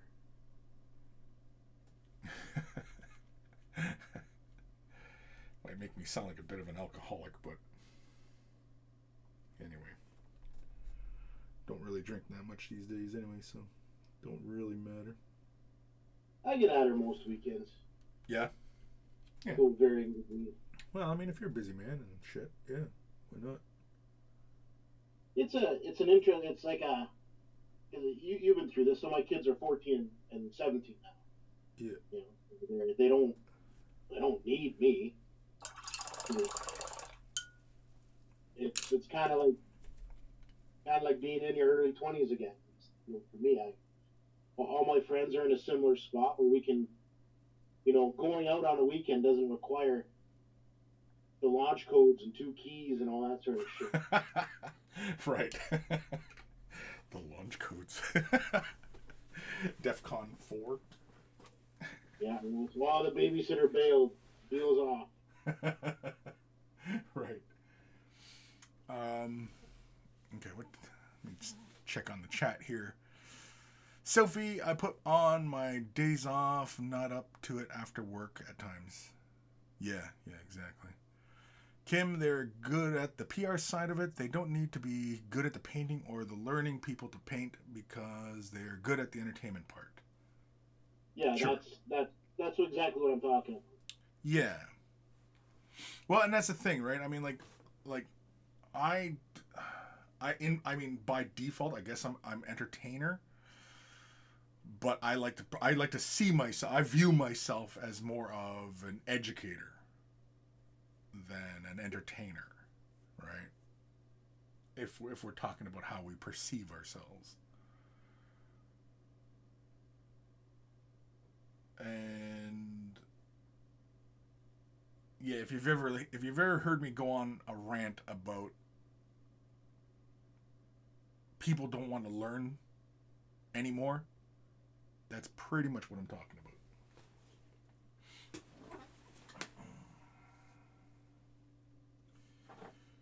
Nobody wants to learn. Where's my fucking Grillion Earth? Oh, there it is. It's about to get mad. Where the fuck is my bra? There it is. Fuck him. I'm just getting all sorts of angry. Alright. Oh, damn it, I got up. Kim, yeah, I'm a fan of Patreon too. Got about $100 that goes out to Patreon every month. Woof, wow.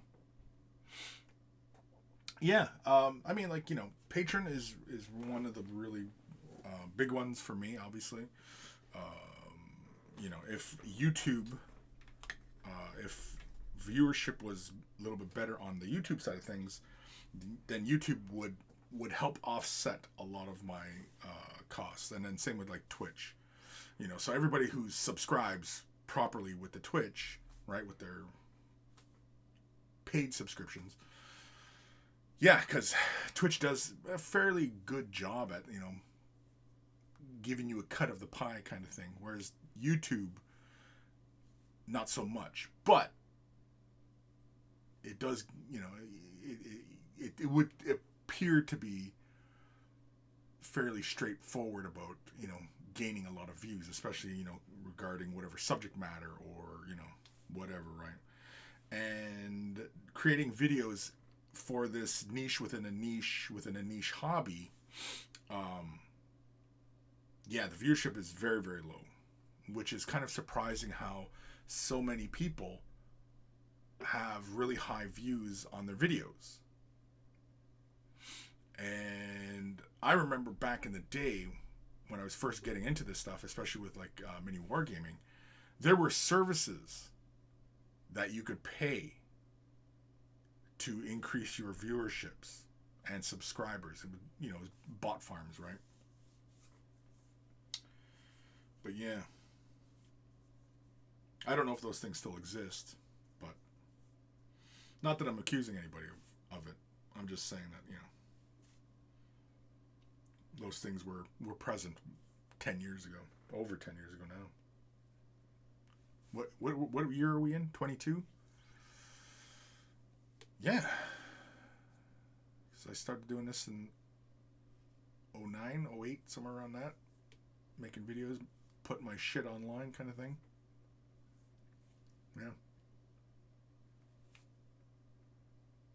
Anyway. I'm going to bust out the Agrillian Earth. I'm going to slap that. Oh, actually, you know what? No, I'm going to do Agrillian Earth, clean that up, and then I'll do my rim. But this will probably take a while. So, what time we at here? Okay, I'm going to run to the washroom. I'm going to take a quick break. Scott, entertain everybody. I don't even think Scott's there anymore.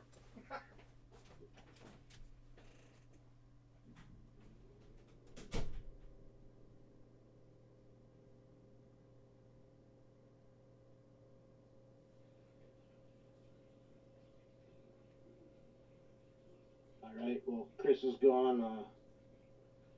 We'll talk about the stuff you guys are probably really here for. I imagine global politics is why you tuned in. So I'm going to lay it out. The official Way of the Brush stance. A couple things. The Way of the Brush has now and will always feel that Hitler wasn't a real good guy. Real scumbag, actually. That's viewpoint number one. Second thing that Way of the Brush officially feels, we gotta start tipping our waiters, okay? The people who come serve us food, give them a little bit back. You know, not a great job. It's kind of a hard job. Let's give them a little bit. I'm not talking about breaking the bank. I think 20% might be a little excessive, but if they're doing good work, you let them put a little bit in their pocket. Let's start making that a habit. People go, well, you're having a beer, you're having a good time, and they're helping that happen. Do that for them. Point 3, winter tires. If you guys are in a land with winter and snow, put the investment on your vehicle. There's a huge difference. Get you some snow tires. Quit fucking around with your all seasons or summer tires, any of that kind of shit. Put snow tires on your car. You'll be happy. It's worth it. That's point 3. Point 4, I think. You still talking? Oh, you're back.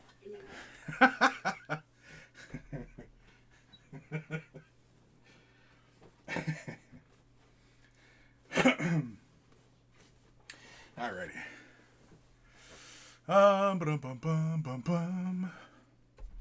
Alright. So yeah, we're gonna bust out the Grilling Earth because that's the same crap I used for this guy's base, and it's the same base. It's got the same like little Eldari doodads on there and everything, but I just slapped it all over. And yeah, and we're gonna do the same thing here. So I got my little texture spatula ready to go. Slap it down. Once it's fully dry, then I'm gonna go through and apply Goblin green, because reasons.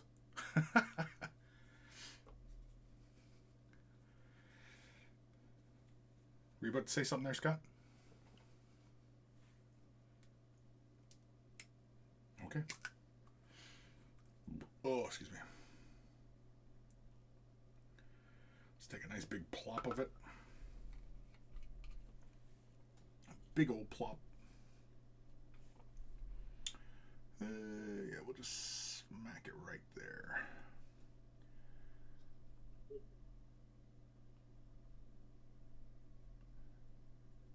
Do you play with the technicals much? The GW technicals?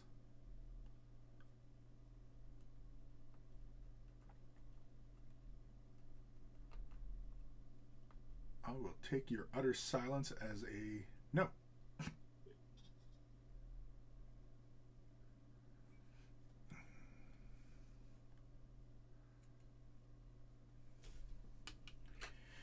Do do do do. Ooh, there's a nice big club.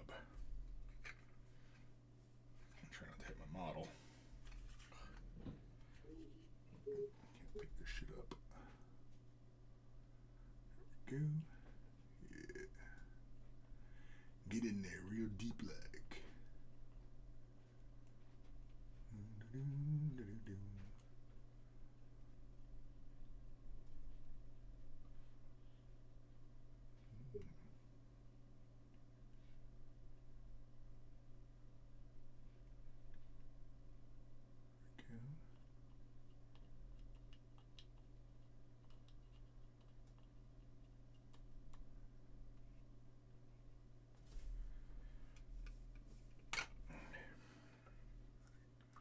Let's give this a little quick shake.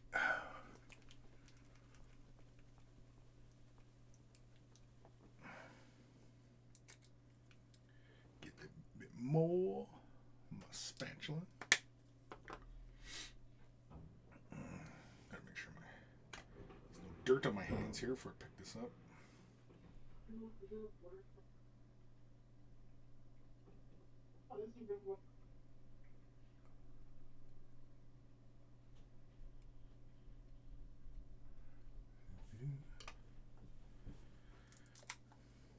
It's like frosting a cake.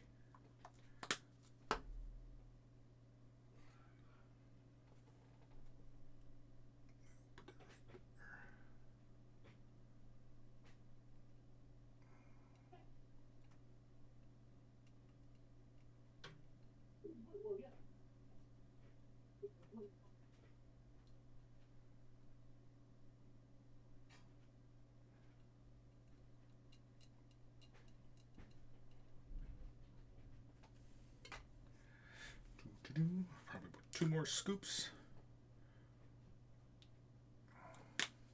Just make sure it's not on my fingers. There. Get in there. Nice and deep like.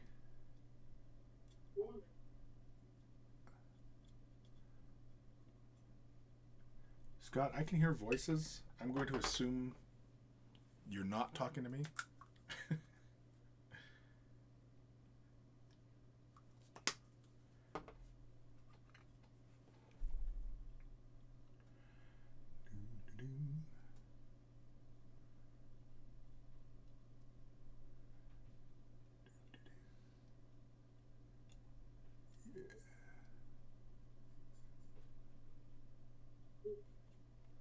There we go.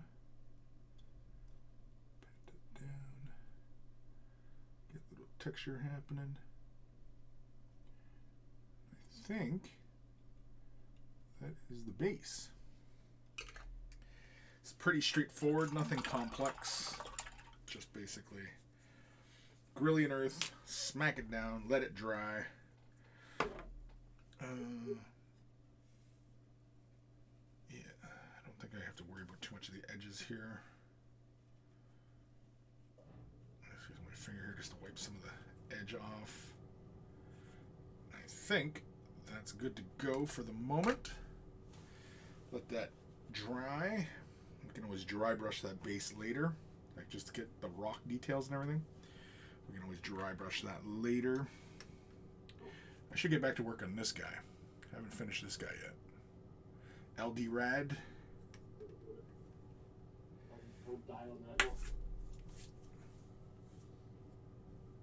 Scott, are you talking to me? Nope, he's not. Hey, sorry. No, don't be sorry.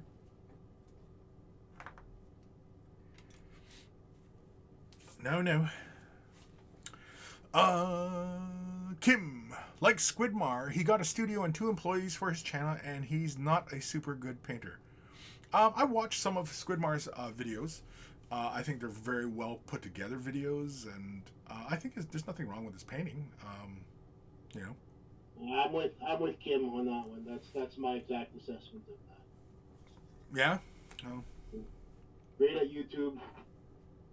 His yeah. Medium at the Yeah, his videos are really good, and also it doesn't hurt that he's a good looking fella too. So, I'd imagine that's what contributes a lot to his popularity. Kim, same with Miniac. Miniac, he has huge amounts of views, and that's pure entertainment. Yeah, I've only ever watched like one or two of his videos. And that was a while ago. I don't follow his work. Again, though, it's really well put together videos, and yeah, Miniac and Ninjon are kind of they're sort of joined at the hip, and they're what was the second thing you said? Ninjon. Ninjon. That's right. Okay. And what's that? That's just a dude. They're Oh. he and Miniac have a show they do together. Oh, okay. Now I feel like an idiot. Oh, it's a duder. Okay. Yeah, so I don't really follow. I mean, like, I think I'm probably subscribed to a lot of them just because, just kind of seeing what people are up to and, what people are talking about and, stuff like that. But, yeah, I don't actively follow or view videos. A lot of my YouTube feed is not even hobby related, not even at all. I don't watch YouTube for hobby stuff. Again, because it's not a hobby. For me, this is not a hobby.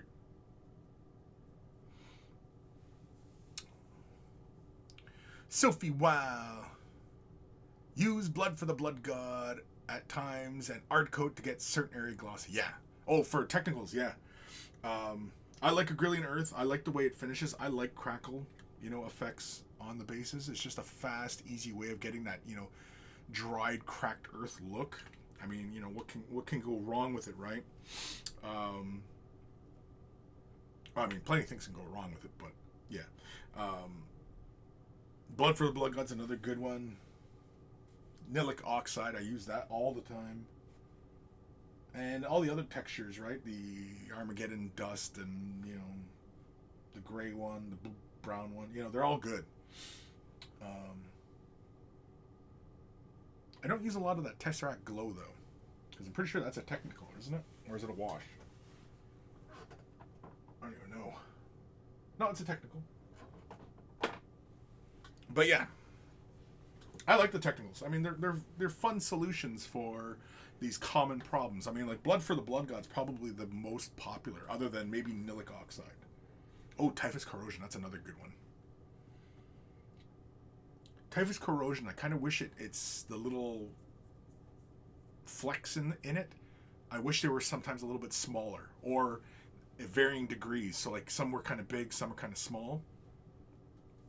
I think that would really make that technical really awesome if it had varying degrees of grit in it.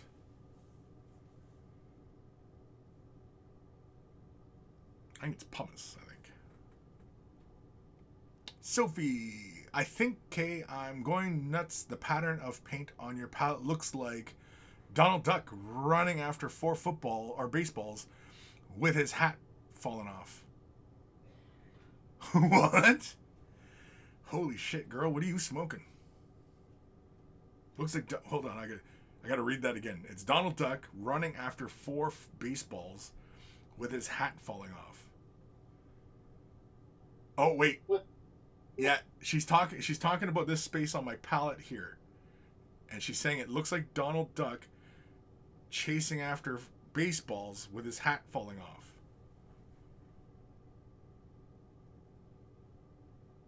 No.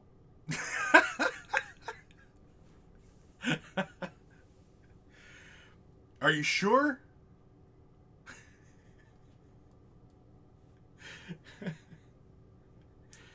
Yeah, I don't know, girl. I think you might have to cut back on whatever it is you're taking, because for a moment I almost saw it, because I think this is Donald Duck. here's his hat falling off, and here's the 4 baseballs, right? With his with some revealing shit like like a Rorschach test. Yeah, there was some Donald Duck induced events in her youth. In her youth, she is young. Well, then, I don't know. Last week she was chased by a duck or some shit. Yeah, I know. The psychological breakdown of what we're seeing here, what we're interpreting, eh? Because someone looked at it and said, "Oh, that looks like when my uncle used to come out of the shower and make me towel him off." I don't think that's what that looks like, man. But yeah. I think I know what uncle you don't want to sit next to at Thanksgiving. It's a little awkward. That's not that cool. Kim says, "I want some of the shit Sophie's smoking." Yeah, for sure. Can we ship that shit to Canada? Oh, hey, there's a lady on YouTube. You'd love her. I can't remember her name, but she pointed out that the only way that you're gonna know how your brush is correctly loaded is if you run it on the back of your hand. So she knows what's up. Yeah. Oh yeah. No, I know. And not a water painter either. She used mediums. I'm a water guy. Right. She was big on, you got to use the proper medium with the proper paint, and then you're gonna have to run on the back of your hand so you know the score. Like, yeah, you do. Oh my god. See, my painting is, well, mostly acrylics, but then once it got in high school, oils was just my thing. And when you're into oil painting, you do not put that on yourself or on your clothes or whatever, because it fucking stays active for days upon days. So it's easy when you're an oil painter to, if you end up with a little bit of oil paint on your fingers, you end up just transferring it all over the place. And it stays wet for days, and somebody else make contacts with it, and you know what I mean, and it goes off, and it's like the plague, essentially, when you work with oils. It gets into your blood, and you start seeing Donald Duck chasing baseballers and shit. Yeah, pretty much. What are we doing with today? Extra cadmium. That's perfect. Yeah. Oh yeah. Well, thankfully they don't use cadmium in paints these days, but yeah. That's bullshit. No, they don't. They don't, because it's a health concern. So. No, I'm not saying it's bullshit like I'm calling you out for. Oh no. Information cadmium. Yeah. So why are we so soft that we can't have lead miniatures and cadmium? Yeah, because it fucking turns people stupid. That's why. I can't remember if it was like how true it is, but apparently, was it Cezanne and Van Gogh?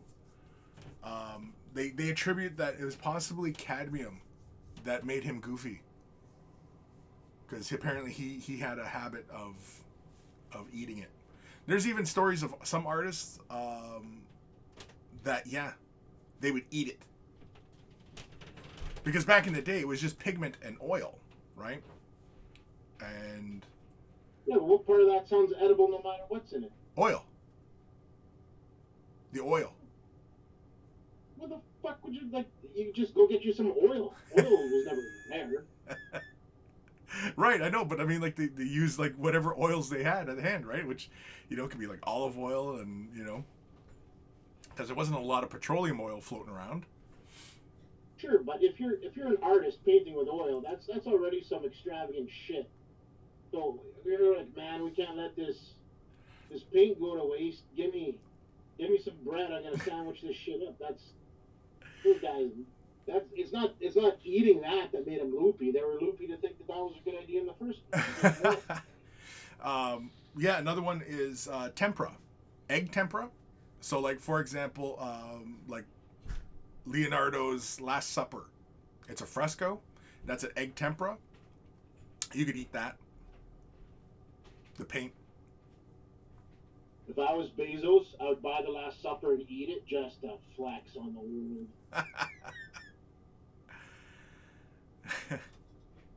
Yeah. Yeah.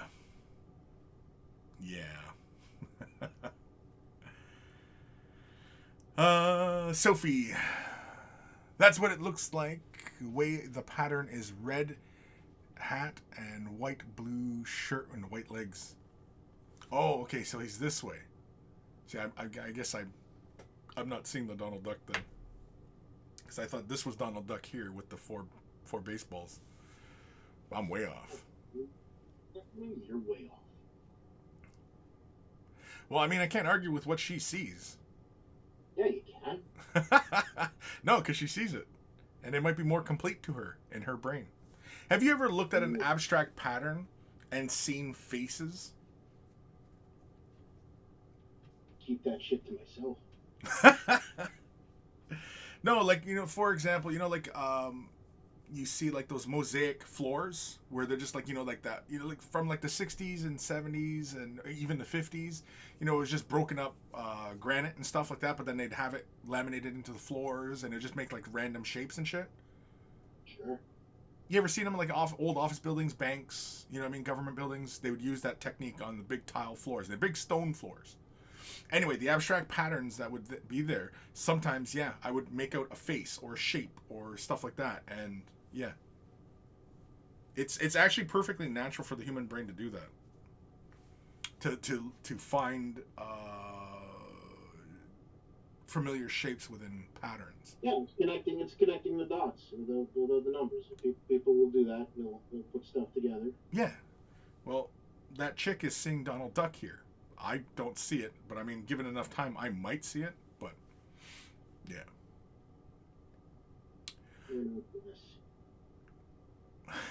Sophie, it's a sign of genius to spot a pattern no one else can. LOL. Yeah, I don't know about that one, Sophie, but yeah. But being able to spot patterns in what would appear to be random, yeah. I don't know if it's a sign of genius, but I know it's a fairly common thing for people to do that. I've done it myself many, many times. Even sometimes even just the way you ever get like the stucco ceilings, where they're just, it's like the technique for making those the texturing on a ceiling, right? Where you use the drywall and shit. Anyway, under certain lighting conditions, sometimes you can see the patterns and the shapes, and they'll make objects and shit. I don't know what that's called, but yeah. It's called Someone Turn on the TV or Bring Me a Book. Yeah, but sometimes you just need to daydream, though. Helps your imagination. Space out. Especially if you're tripping balls. I don't know about you, but I can't read when I'm fucking high as shit. Oh no. Fucking eyes can't even focus. What time we at here? Oh! It's 4 minutes OT. I think we're done. I'm not getting anything else accomplished. We're just talking about shit now. We've been on this Gazgo here. Oh, you're still working on Gazgo? Yeah. Well, this is going to be a 100-hour miniature for sure. Yeah. But are you having fun, though? Yeah, I enjoy it, but yeah. I can see me burn out fucking quick. It's because the way I put it together, right? I'm doing, right leg, left leg, body, right arm, left arm. Yeah, I hear you. Clock ticking on that. Yeah. Well, are you like just doing it for yourself, or are you doing it for? Yeah, just for me. I don't even play 40K. No. Yeah. I have a long-term orc army project just for something to do that this guy will fit in. It's just for me. It's a great miniature. Yeah, it is. I think the price tag was $80 Canadian. I think on a lot of those miniatures, some of those box sets, I open them up and I go, Jesus Christ, this was not money well spent. But this is a very nice miniature, very big, fits great, looks good. Yeah, last night I stopped by my local joint and I picked up the new Eldar cards for the gaming, right? And I also picked up another box of Guardians, Eldar Guardians, because the way I figure it, I need at least 4 boxes of them. I might pick up one of those. What are the dudes with the they got the shuriken, dire. Dire Avengers? Maybe are they like the basic aspect warrior guys? Yeah, they're typically blue with the white helmet. That's the ones. Yeah, Dire Avenger. Yeah, yeah, those are good. I might pick up one or two of those. Do a conversion of the Exarch. Do like a repose or something, and then because the Exarch model is got a little bit more going on rather than default kind of warrior. Yeah, I don't like it. Or don't I don't like converting anything. I just don't. There's so many great miniatures out there. I just find the ones I like. I recently, it's not really a conversion, but I did this model here. I don't know if you're watching the stream, but I posted on Instagram. It's this little Autark. It's an Eldar Autark. He's got wings and everything like that, but the gun and his staff are from the new kit for the same figure, essentially. And yeah, it was just a little conversion. I also attached him to the flying stand just because I wanted this more like the Codex artwork, where this Autark is flying overhead. Yeah. So it's fun, you know, and I mean, like, it's not really conversion. It's more or less just taking 2 different kits and, you know, attaching bits that work. And yeah. And that was the goal. I just wanted to see, you know, how easy it was to kind of mix and match the parts between the 2 kits, because that was one of the things that was brought up when they were releasing the new Autark, that his parts could actually go on this particular older kit. And yeah. As advertised, no problems? No. I mean, like, it's not, oops, head fell off. Like, you can swap it out for a different head, and it'll fit right in there because it's a ball socket. The arms match up right into the shoulders, and they look the appropriate part. They're right scale, and, you know, everything's all, it all works.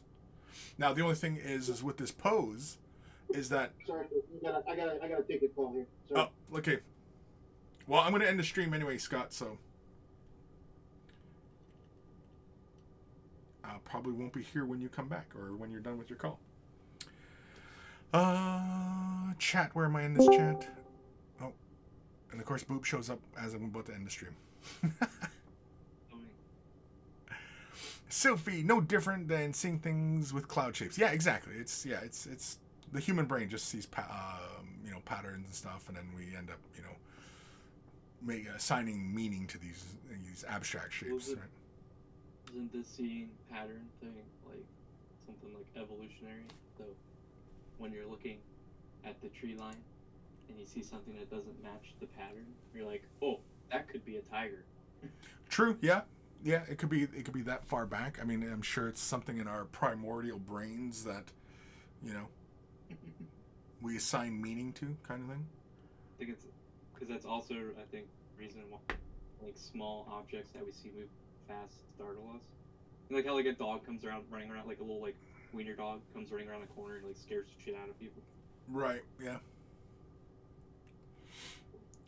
Kim says, remember, there is no play for Mr. Gray, so paint your fucking models. And I'll say it again, if you're not a patron of Chris yet, what the fuck are you doing with your life? And that's something, you got to do something with the right way. Whoa, what? That's something, you got to do something with the right way. The argument could be made that they're doing something with their life. I didn't quite understand that. Boop. Oh, because he said, what are you doing with your life if you're not sub to Chris patron? And I was like, it could be argued that they are doing something. Oh, yeah. Well, everybody's doing something, right? Or Slanesh will come with a spiked broomstick. Jesus. That's graphic. But accurate. Have a good one. Yeah, later, Kim. I want to thank you all for watching today and chatting, and of course, thanks to Scott for keeping me company, and of course, Boop for showing up at the last minute. I was sick. I was just coming in to say hi. Oh, hi. Yeah. No, I go. You got the Rona or what? No, my sinuses. So I took a Sudafed and just fell asleep for the whole day. Gotcha. Right, bye. Okay, bye. So I'm out of here. Enjoy the rest of your weekend. Well, if you're watching this on Twitch, enjoy the rest of your weekend. If you're watching, well, no, I guess this will go up on a Friday as well on YouTube. So, yeah. If you want to join these live on Twitch, click the link in the description below. Otherwise, yeah. See you later. Maybe. Or I'll just sit here and continue working on stuff. I'll watch the Grillian Earth dry. Sit here and watch paint dry. No, I'm done. I got other crap to do. Dun dun dun dun dun dun dun. Dun dun dun dun dun dun dun dun dun dun dun dun dun dun dun dun.